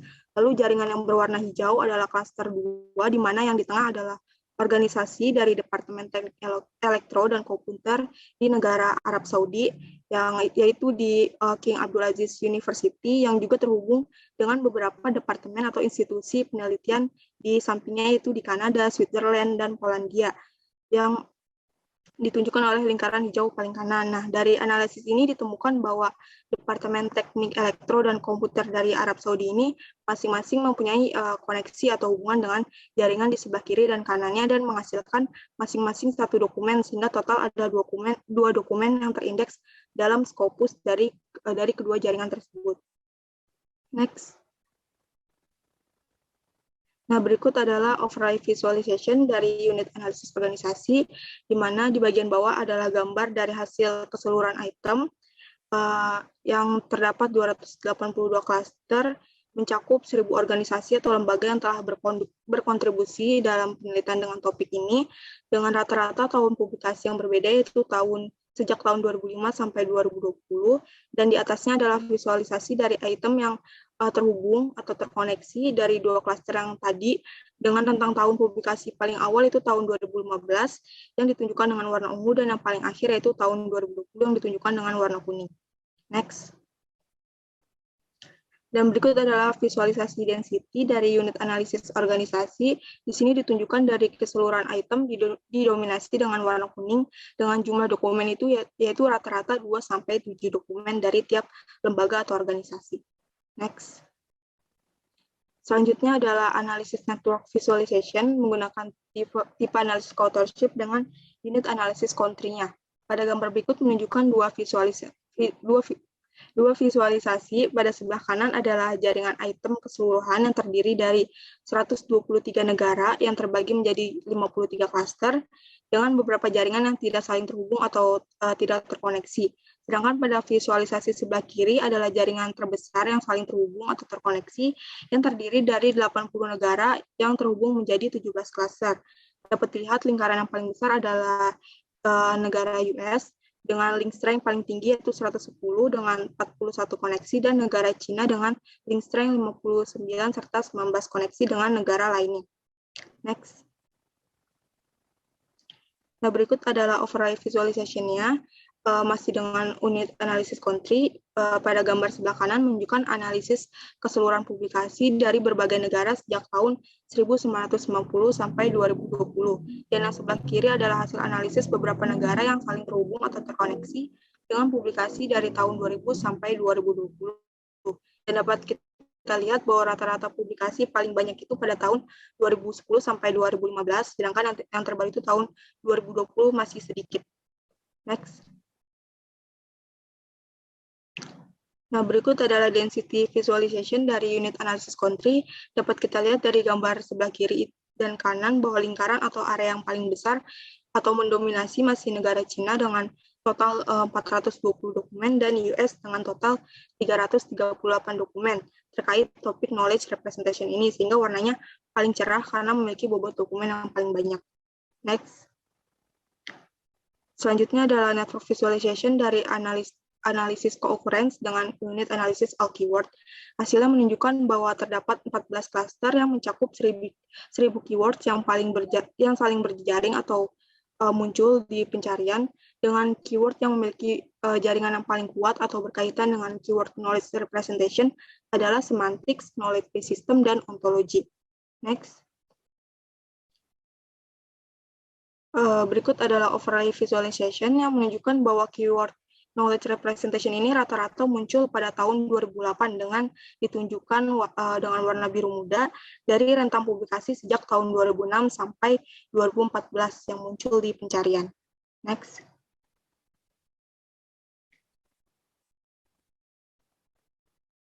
Nah, berikut adalah density visualization yang menunjukkan kedalaman keywords berdasarkan banyaknya kemunculan hasil pencarian keyword knowledge representation ini yang memunculkan knowledge representation ini muncul sebanyak 1.768 occurrence. Next. Selanjutnya adalah network visualization dari analisis menggunakan tipe occurrence author keyword yang menghasilkan 22 klaster yang mencakup 245 keyword yang saling berjejaring atau berkoneksi dengan keyword yang memiliki jaringan paling kuat atau berkaitan dengan keyword ini adalah ontology, artificial intelligence, dan semantic web. Next. Berikut adalah overlay visualization-nya yang menunjukkan bahwa keyword knowledge representation ini rata-rata muncul pada tahun 2011 yang ditunjukkan dengan warna hijau muda dengan rentang publikasi sejak tahun 2006 sampai 2014 yang ditemukan berdasarkan hasil pencarian. Next. Nah, berikut adalah density visualization-nya yang menunjukkan kedalaman keyword knowledge representation ini berdasarkan unit analysis author itu muncul sebanyak 644 kali. Next. Selanjutnya adalah network visualization dari analisis co-occurrence dengan unit analysis index keyword yang menghasilkan 15 klaster yang mencakup 1000 keyword yang saling berjejaring atau berkoneksi dengan keyword yang memiliki jaringan paling kuat atau berkaitan dengan keyword knowledge representation ini adalah semantic, knowledge base system, dan ontology web. Next. Berikut adalah overlay visualization yang menunjukkan bahwa keyword knowledge representation ini rata-rata muncul pada tahun 2008 dengan ditunjukkan pada warna biru muda dari rentang publikasi tahun 2006 sampai 2014. Next. Nah, ini adalah density visualization yang menunjukkan kedalaman keyword knowledge representation ini berdasarkan unit analysis index keyword itu muncul sebanyak 1.612 kali atau 1.612 kali. Selanjutnya akan dijelaskan oleh rekan saya. Baik, selanjutnya adalah analisis software, keyword virtual reality, dan knowledge representation menggunakan Boolean logic and. Next. Di sini kami menggunakan unit analisis co-occurrence saja dan memfilter hasil analisisnya minimal 3 co-occurrence per keyword. Berikutnya adalah hasil analisis Boolean and co-occurrence all keyword. Network visualization menunjukkan bahwa terdapat 9 cluster yang mencakup 225 keyword yang saling berjejaring. Keyword yang paling banyak muncul adalah virtual reality dengan 267 occurrence dan knowledge representation 254 occurrence. Keduanya banyak berhubungan dan dekat dengan keyword lain seperti knowledge-based system, ontology, computer, simulation, e-learning, dan lain-lain. Next. Berikut overlay visualization-nya. Dalam gambar tersebut, lingkaran dan ring keyword didominasi oleh warna biru kehijauan yang menunjukkan bahwa rata-rata keyword tersebut muncul pada publikasi di tahun 2008 hingga 2010. Keyword knowledge representation dan virtual reality merupakan kata kunci yang paling banyak muncul di publikasi 2008. Next. Berikut definisi visualization-nya. Warna keyword yang paling cerah adalah keyword virtual reality dengan 267 occurrence, knowledge representation dengan 254 occurrence, dan di sekitarnya ada keyword World Wide Web 16 occurrence dan user interfaces 23 occurrence. Next. Berikutnya adalah hasil analisis Boolean and co-occurrence outer keyword. Network dan overall visualization-nya menunjukkan bahwa terdapat 9 cluster yang mencakup 30 keyword yang saling berjejaring. Outer keyword yang paling banyak muncul adalah keyword knowledge representation dengan 47 occurrence pada rata-rata tahun publikasi 2010. Virtual reality 39 occurrence pada rata-rata tahun publikasi 2014. Next. Berikut density visualization-nya. Karena keyword yang paling cerah atau yang paling banyak muncul adalah keyword virtual reality dengan 39 occurrence, knowledge representation dengan 47 occurrence, dan ontology 14 occurrence. Next. Berikutnya adalah hasil analisis Boolean and, co-occurrence, dan index keyword. Network visualization menunjukkan bahwa terdapat 10 cluster yang mencakup 205 keyword yang saling berjejaring. Indeks keyword yang paling banyak muncul adalah virtual reality dengan 251 occurrence, knowledge representation dengan 248 co-occurrence, serta semantik dengan 48 occurrence. Next. Berikut overlay visualization-nya. Sama seperti visualisasi sebelumnya, keyword yang paling banyak muncul adalah virtual reality dengan 251 occurrence dan knowledge representation 248 occurrence pada rata-rata tahun terbit 2008, serta keyword semantik 40 occurrence pada 2009. Next. Berikut density visualization-nya, yaitu warna keyword yang paling cerah atau yang paling banyak muncul adalah keyword virtual reality, seperti yang saya jelaskan tadi, dan sekitarnya terdapat keyword learning, design education, dan world wide web. Next. Selanjutnya akan dijelaskan oleh teman saya. Selanjutnya untuk analisis Boolean logic OR, untuk kata kunci virtual reality or knowledge representation. Next. Yang pertama untuk all keyword ini dari terdapat 8 cluster yang mencakup 651 keseluruhan keywords, dan yang paling besar ini ada di virtual reality, kemudian virtual reality technology, human, dan di urutan keempat ada knowledge representation. Untuk publikasinya ini dari tahun 2009 sampai dengan 2021, dan rata-rata publikasi terbaru ini banyaknya ada di keyword VR technology, engineering education, serta berkaitan dengan cluster human. Selanjutnya, ini adalah densitasnya. Di sini juga terlihat bahwa occurrence dari virtual reality ini lebih banyak dibandingkan kata kunci lainnya.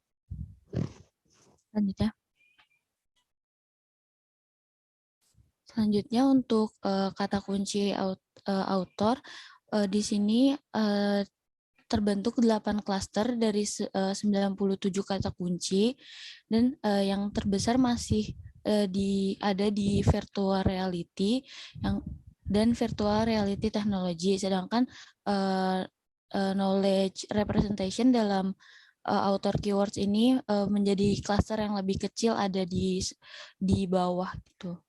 Nah, untuk publikasinya ini dari tahun 2011 sampai dengan 2021 dan rata-rata terbaru ada pada keyword virtual reality dan virtual reality technology. Selanjutnya, untuk density-nya juga di sini masih ada banyaknya di virtual reality. Selanjutnya. Nah, selanjutnya ini adalah indeks keyword. Nah, indeks keyword ini terbentuk 6 klaster dengan 586 kata kunci, dan yang terbesar masih ada pada virtual reality dan virtual reality technology yang disusul dengan ada e-learning juga dan knowledge representation. Selanjutnya. Untuk publikasinya ini dari tahun 2006 sampai dengan 2021 dan rata-rata publikasi terbaru itu ada di keyword VR teknologi, human, dan e-learning. Selanjutnya. Selanjutnya ini densitasnya dapat dilihat publikasi masih banyak di kata kunci virtual reality, virtual reality technology, dan juga e-learning dan juga human. Selanjutnya akan dijelaskan oleh rekan saya. Baik, selanjutnya saya akan menjelaskan tentang hasil analisis viewer dari penggunaan Boolean not untuk kata kunci virtual reality dan knowledge representation. Sebelumnya mohon maaf saya tidak bisa menyalakan kamera karena ada kendala dengan jaringan. Next. Berikut adalah hasil analisis concurrence all keywords atau semua keywords yang digunakan, baik yang digunakan oleh author maupun dari indeks Scopusnya sendiri. Pertama ada network visualization dan overlay visualization. Network visualization ini bisa terlihat terdapat 23 item keywords yang saling terhubung. Keyword tersebut dibagi berdasarkan 5 cluster keywords yang ditunjukkan dengan 5 warna berbeda, seperti warna merah muda, hijau, biru, kuning, dan ungu. Di mana keywords yang paling mendominasi ini adalah virtual reality, disusul knowledge representation yang berada dalam satu cluster, lalu ada cluster e-learning, ontology, semantik, artificial intelligence, graphic, dan mathematical models, dan juga untuk computing mutation dan information retrieval. Selanjutnya adalah overlay visualization. Visualisasi ini berkaitan dengan keywords yang masih slide sebelumnya, mohon maaf. Nah, terima kasih. Untuk overlay visualization bisa dilihat bahwa berdasarkan rata-rata tahun publikasi, warna biru tua merupakan publikasi paling lama dan kuning merupakan publikasi paling baru. Dari keywords tersebut terlihat bahwa bobot terberat adalah virtual reality dengan 48 occurrence atau kemunculan atau penggunaan keywordsnya sebanyak 48 kali dan terbit sekitar tahun 2009 atau merupakan publikasi paling awal. Dan untuk keywords knowledge representation sebanyak 46 kali kemunculan atau penggunaan yang terbit sekitar tahun 2009 juga dan merupakan publikasi awal. Slide selanjutnya.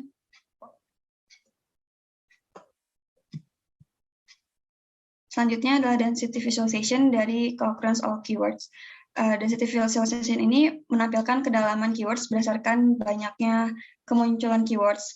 Adapun keywords yang muncul paling banyak adalah virtualization dengan sebanyak 48 dan 48 occurrence dan juga knowledge representation dengan 46 occurrence. Warna hijau dan biru menandakan bahwa keywords yang lainnya tidak muncul atau tidak digunakan sesering virtualization maupun virtual reality maupun knowledge representation. Next. Berikut adalah author keywords atau keywords yang digunakan oleh author. Dari 142 item keywords ditemukan 5 keywords yang saling terhubung dalam satu cluster yang ditunjukkan dengan warna merah muda. Keywords ini berpusat di knowledge representation dengan bobot sebanyak 10 kali digunakan atau 10 kali muncul dalam dokumen. Dan paling kecil itu adalah training dan ontologi sebanyak 3 kali occurrence. Sementara untuk semantic web dan virtual reality muncul sebanyak 6 kali. Adapun berdasarkan overlay visualization, knowledge representation itu warnanya direpresentasikan dengan poin berwarna biru tua, yang berarti bahwa penelitian tersebut adalah publikasi paling lama, itu terbit tahun 2013. Lalu selanjutnya adalah keywords training, yang publikasinya adalah tahun 2015, dilanjutkan dengan semantic web dan virtual reality pada tahun 2017, dan ontologist yang terbit sekitar 2017 akhir. Next. Berikut adalah density visualization-nya, yaitu kedalaman keywords. Yang ditemukan adalah keywords knowledge representation, sebanyak 10 kali occurrence, yang ditunjukkan dengan warna kuning terang ini. Sementara itu, warna hijau, biru, dan yang lainnya menandakan bahwa keywords yang lainnya ini tidak muncul atau digunakan sesering knowledge representation. Adapun setelah knowledge representation, jumlah publikasi yang paling banyak diikuti oleh semantic web dan juga virtual reality. Next. Berikut adalah indeks keywords atau keywords yang digunakan oleh indeks Scopus. Dari 21 item keywords yang saling terhubung, keywords ditemukan 5 cluster keywords yang saling berhubungan yang ditujukan dengan 5 warna berbeda sama seperti sebelumnya. Adapun keywords yang paling banyak itu masih berada pada keywords virtual reality dan knowledge representation. Dan klasternya juga hampir sama dengan all keywords sebelumnya. Lalu untuk over visualization ini ditunjukkan dengan tahun publikasi virtual reality dan knowledge representation yang berada pada warna biru tua, yang merupakan biru muda, yang artinya publikasi yang cukup masih terbilang agak lama dibandingkan dengan publikasi pada keywords dengan semantic web ataupun e-learning yang merupakan publikasi terbaru. Keywords dengan bobot terberat dari indeks keywords ini adalah virtual reality dengan 47 kali occurrence dan terbit sekitar tahun 2009, dan knowledge presentation dengan kemunculan 45 kali occurrence dan terbit sekitar tahun 2009 juga. Next. Berikut adalah density visualization atau kedalamannya, masih sama dengan sebelumnya, yaitu dipegang oleh keywords virtual reality dan knowledge representation dengan bobot virtualization sebanyak 47 kali occurrence dan keyword knowledge representation 45 kali occurrence. Warna hijau dan biru pada keywords lain seperti e-learning, semantics, user interfaces, artificial intelligence itu menandakan bahwa keywords yang lainnya ini tidak muncul atau tidak digunakan sesering dengan VR dan knowledge representation untuk Boolean note ini. Next. Selanjutnya akan dijelaskan oleh rekan saya. Terima kasih. Baik, di sini akan dijelaskan tentang peran perpustakaan itu sendiri. Virtual reality atau VR merupakan teknologi yang sejak kemunculannya menarik perhatian untuk diterapkan di berbagai bidang, termasuk perpustakaan. Penerapan ini menghasilkan banyak artikel penelitian yang berkaitan. Banyak perpustakaan, terutama di luar negeri, menggunakan dan menyediakan layanan VR. Contohnya di Evergreen Branch Library and Teen HQ disediakan jika ada program atau events khusus untuk individu di atas 13 tahun. Layanan VR di Indonesia dapat ditemukan di layanan Virtual Tour Perpustakaan Nasional dan Perpustakaan BPK. Perpustakaan yang menyediakan fasilitas atau layanan virtual reality dapat menimbulkan rasa keingintahuan pengguna dan menghasilkan studi penelitian mengenai penerapannya, sehingga dapat meningkatkan temuan kata kunci virtual reality. Ditemukannya keywords yang berhubungan dengan perpustakaan, yaitu information retrieval dan knowledge-based system dari knowledge representation. Salah satu praktik knowledge representation melalui pendirian dan berjalannya perpustakaan digital. Oke, sekarang kesimpulannya, Fosviewer berguna untuk menganalisis jaringan bibliometrik, yaitu memvisualisasikan dan menjelajahi map berdasarkan jenis data dari jaringan. Keyword virtual reality dan knowledge representation saling berkaitan atau berjaring berdasarkan penulis, lembaga atau organisasi, negara, dan kemunculan atau occurrence. Keywords tersebut dalam publikasi yang terindeks dalam Scopus.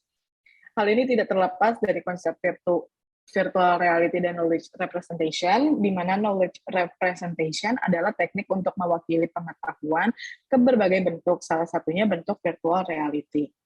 Virtual reality sebagai salah satu alat untuk merepresentasikan pengetahuan juga dimanfaatkan dalam penelitian, metode pengajaran, dan sebagainya. Namun, dari keseluruhan data yang diinput pada Force Viewer, tidak semua item saling berhubung satu sama lain akibat jumlah artikel yang ditemukan pada Scopus masih sedikit.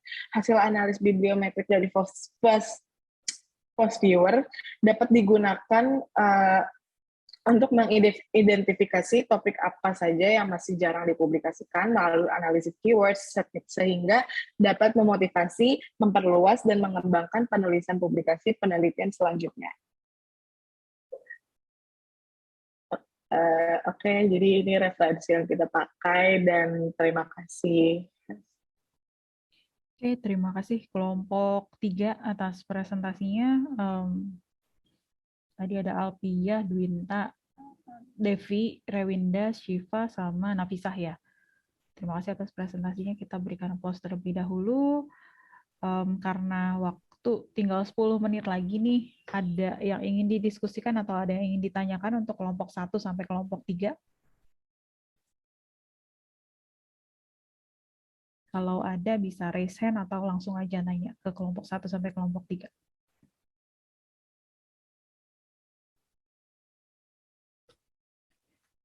Oke, kalau nggak ada, saya aja yang tanya. Beneran nih nggak ada nih kelompok 1 sampai kelompok 3 atau kelompok 4 sampai kelompok 6 yang ingin tanya ke 3 kelompok yang sudah presentasi? Oke, baiklah. Jadi untuk tujuan analisis bibliometrik ini sebenarnya akan bermanfaat ya ke rekan-rekan semuanya, karena kan pas liburan itu akan ada PKL ya, kalau nggak salah. Jadi praktik kerja lapangan di mana kalian akan terjun ke lapangan, terus habis itu melihat koleksi-koleksi di sana itu seperti apa. Permasalahan yang ada di perpustakaan saat ini, banyaknya koleksi elektronik dibandingkan print atau yang tercetak, dan juga kadang yang dibeli oleh perpustakaan itu tidak sesuai dengan kebutuhan pemustakanya. Jadi kalian bisa bantu perpustakaan terkait gitu dengan analisis bibliometrik ini. Jadi kalau misalkan di Force Viewer datanya itu kebanyakan dari Scopus, tapi kalian juga bisa mengambil data itu secara manual dan bisa di-run sendiri gitu. Jadi data-data itu nggak tergantung dari Scopus aja, tapi bisa mulai dari koleksi-koleksi secara manual. Untuk kelompok 1 sampai kelompok 3 saya sebenarnya ada 3 pertanyaan. Dijawabnya mungkin singkat aja ya, satu perwakilan setiap kelompok. Yang pertama adalah kalian kan sudah melihat nih pattern ataupun pola-pola yang muncul dari hubungan 2 keywords. Kalau misalnya kelompok 1 ada e-books dan juga information retrieval, kelompok 2 HIB dan juga digital libraries, kelompok 3 virtual reality and knowledge representation. Jadi menurut kalian ide apa atau pola apa yang muncul atau yang menurut kalian tuh wah ini menarik nih kalau misalkan di Indonesia mungkin nggak ada, atau apa kiranya yang muncul gitu kalau misalkan kaitannya dengan bidang kita saat ini. Terus yang kedua terkait dengan tantangan sama kendala. Kan ini kalian baru ya melihat oh ternyata analisis bibliometrik itu gampang ya, tinggal klik-klik aja terus habis itu bisa langsung import dari Scopus data CSV-nya. Tapi yang belum dikomunikasikan ke saya mungkin apa ada kendala atau mungkin tantangan ke depannya terkait dengan penggunaan Force Viewer ini untuk bibliometrik. Lalu yang ketiga, tadi ada 3 visualisasi yang sering muncul. Yang pertama itu adalah network visualization, yang kedua adalah overlay visualization, dan juga yang ketiga adalah density visualization. Menurut kalian, haruskah ditampilkan semuanya atau satu aja? Kalau misalkan satu aja, lebih baik menampilkan yang mana? Network, overlay, atau density? Silakan kelompok 1, 2, ataupun 3. 3 pertanyaan aja.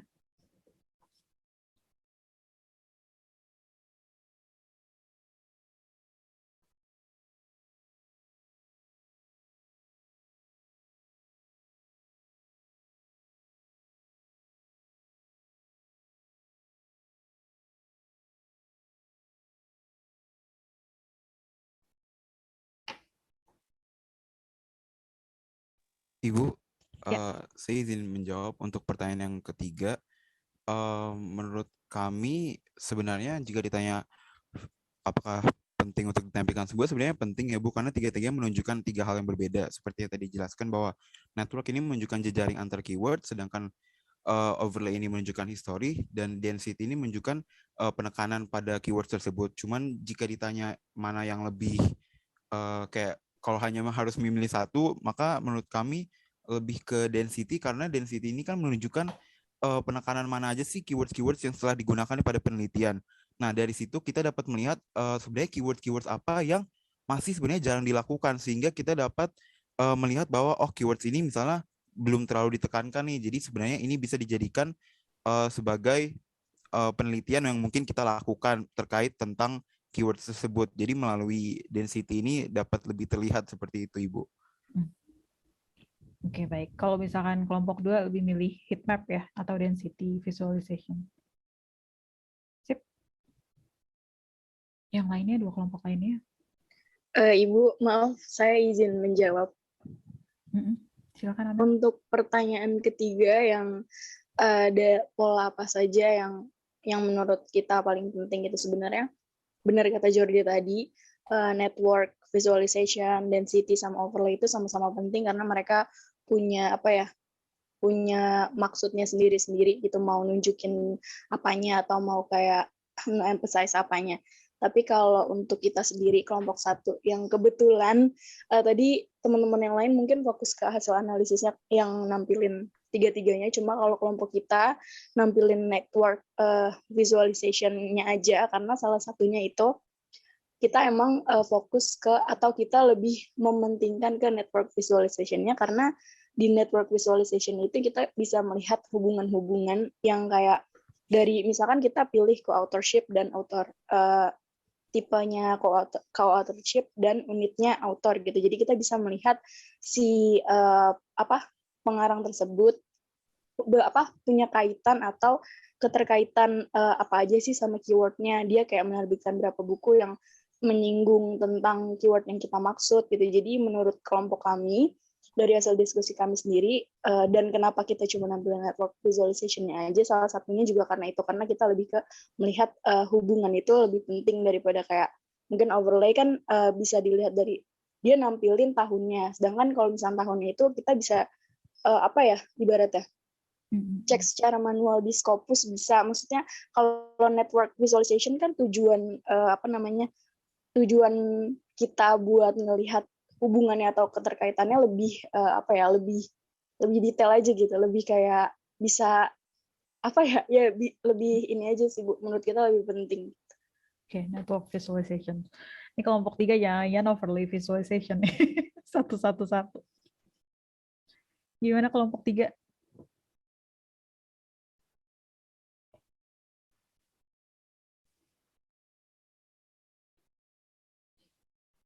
Ibu izin mewakili jawaban dari kelompok 3. Jadi kelompok 3 kita setuju sama jawaban sebelumnya kalau tiga-tiganya itu penting.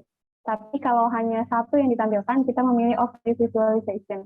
Karena di informasi yang ada di tampilan overlay itu mencakup banyak informasi yang dapat dilihat Bu, klasternya bisa, linknya bisa, range-nya bisa, lengkap juga dengan tahun rata-rata publikasinya Bu. Seperti itu. Oke, sip. Terima kasih atas jawabannya untuk yang 3 kelompok. Untuk pertanyaan 3, 2 lagi. Saya juga izin menjawab Bu yang nomor 2, masalah tentang kendala dan tantangannya. Mungkin kita semua sama ya, fokus analisisnya, nampilin analisisnya. Cuma untuk experience yang kita rasakan sendiri dari kelompok 1 itu kita merasa paling sulit tuh ada di titik ketika kita harus menganalisis hubungan keyword-keyword yang apalagi pakai Boolean logic gitu. Jadi maksudnya kayak yang pertama kan kita penentuan topik, terus ke keyword itu kita sendiri harus tahu tujuannya kita pilih keyword itu apa. Lalu yang berat adalah pertama karena Post Viewer ini sebenarnya emang masih baru gitu, kayak kita baru kenal Post Viewer dan pertama kita masih kayak nggak tahu apa sih tujuannya pakai Post Viewer, dan setelah kita utak-atik dalam waktu yang cukup lama, yang kayak ini tuh sebenarnya hubungannya apa sih, ngapain aja sih. Jadi letak kesulitannya tuh emang di analisis keterkaitannya, keyword-keywordnya, sama kayak kita nentuin ini tuh sebenarnya kesimpulannya apa gitu. Jadi lebih ke proses analisisnya sih Bu, kalau kendalanya yang kita alami. Ya, oke. Terima kasih Amel atas jawabannya. Iya, untuk proses analisis sendiri memang agak sulit ya kalau misalkan nanti kalian nulis tugas akhir, yang paling susah itu adalah untuk pembahasan, mengaitkan antara hasil dan juga tinjauan literatur sebelumnya. Oke, sip.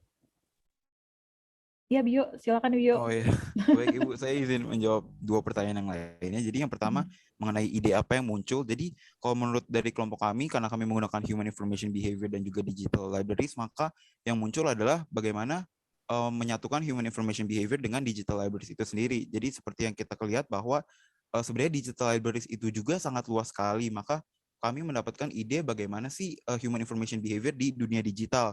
Apalagi di hasil analisis kami juga ada mencakup misalnya dari segi ekonomi, sosial, dan juga bahkan dari segi health gitu. Jadi mungkin itu bisa menjadi ide penelitian di mana melihat Human Information Behavior secara digital, namun dari segi ekonomi, sosial, atau health itu sendiri yang berbeda dari misalnya dari lingkup perpustakaan saja, seperti itu Ibu. Sedangkan untuk pertanyaan yang kedua itu untuk kendala sendiri hampir sama dengan kelompok Amel, namun kami juga merasakan kendala di mana pada awal penggunaan FOSS-Viewer kami kurang mengerti misalnya apa itu co-authorship, co-occurrence, dan juga kayak definisi yang visualisasinya itu sendiri seperti network itu menunjukkan apa sih, dan overlay menunjukkan apa, dan density juga menunjukkan apa. Jadi seperti itu sih Ibu kendala yang kami rasakan, namun kami bisa menemukan jawabannya dari sumber-sumber di internet seperti itu. Oke, terima kasih Bio atas perwakilannya untuk kelompok 2. Terakhir mungkin kelompok 3 ada yang ingin berpendapat? Pertanyaan 1 dan juga pertanyaan 2 sebelum ditutup. Saya ingin menjawab pertanyaan 2 Bu yang tentang kendala. Untuk kendala sendiri, kalau menurut saya pribadi itu kayak teman-teman sebelumnya itu tentang analisis. Jadi kan FOSS-Viewer ini kan termasuk yang terbaru ya, maksudnya yang saya belum pernah lihat dan saya belum pernah gunakan. Terus tiba-tiba pas lagi menggunakannya muncul kayak jaringan-jaringan yang kayak nggak ada penjelasannya, jadi kita harus ngerangkai kata-kata sendiri, terus kita harus satu-satu kita lihat, oh ternyata ini berhubungan sama ini berhubungan sama ini. Jadi kendalanya gitu sih Bu, bagian analisisnya. Terus juga teman saya mau nambahin nih Bu, Devi. Iya Bu Rahmi, izin menambahkan. Jadi kita juga sama sih kayak kelompok sebelumnya, kita belum pernah ngikutin aplikasi ini, jadi kita nggak tahu arti-arti overlay-nya itu apa artinya, kalau network apa, tapi kami mendapatkan manual FOSS-Viewer-nya dari zip filenya pas download itu udah ada PDF manualnya, jadi dari situ kami bisa belajar. Terus selain itu pas gunain FOSS-Viewer-nya itu kelompok kami menghadapi kendala pas baca Scopus filenya itu error yang di bagian boolean n yang seperti yang kami jelaskan pada pertemuan sebelumnya, dan bisa diatasi dari menonton tutorial di YouTube. Terima kasih Bu. Oke, baik, terima kasih kelompok 3 Dwinta dan juga Devi.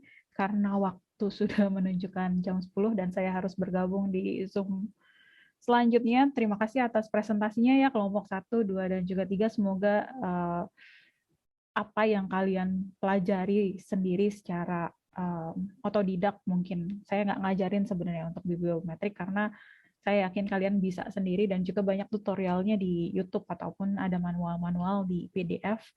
Tapi menurut saya ini akan bermanfaat sekali untuk kedepannya kalau misalkan kalian PKL dan juga ada yang ingin lulus 3,5 tahun, terus pengen cari ide seperti apa sih yang harus ditulis, dan kekurangan untuk mencari dana atau mungkin mencari data ke lapangan dan juga kuesioner yang disebarkan. Ini salah satu metode yang paling murah menurut saya untuk kalian bisa aplikasikan secara otodidak sih, dan untuk tugas akhir kalian. Itu yang bisa saya sampaikan pertemuan kali ini. Sampai ketemu di minggu depan ya, terkait dengan presentasi 3 kelompok lagi untuk data mining untuk Orange. Baik, itu saja. Terima kasih. Saya tutup ya.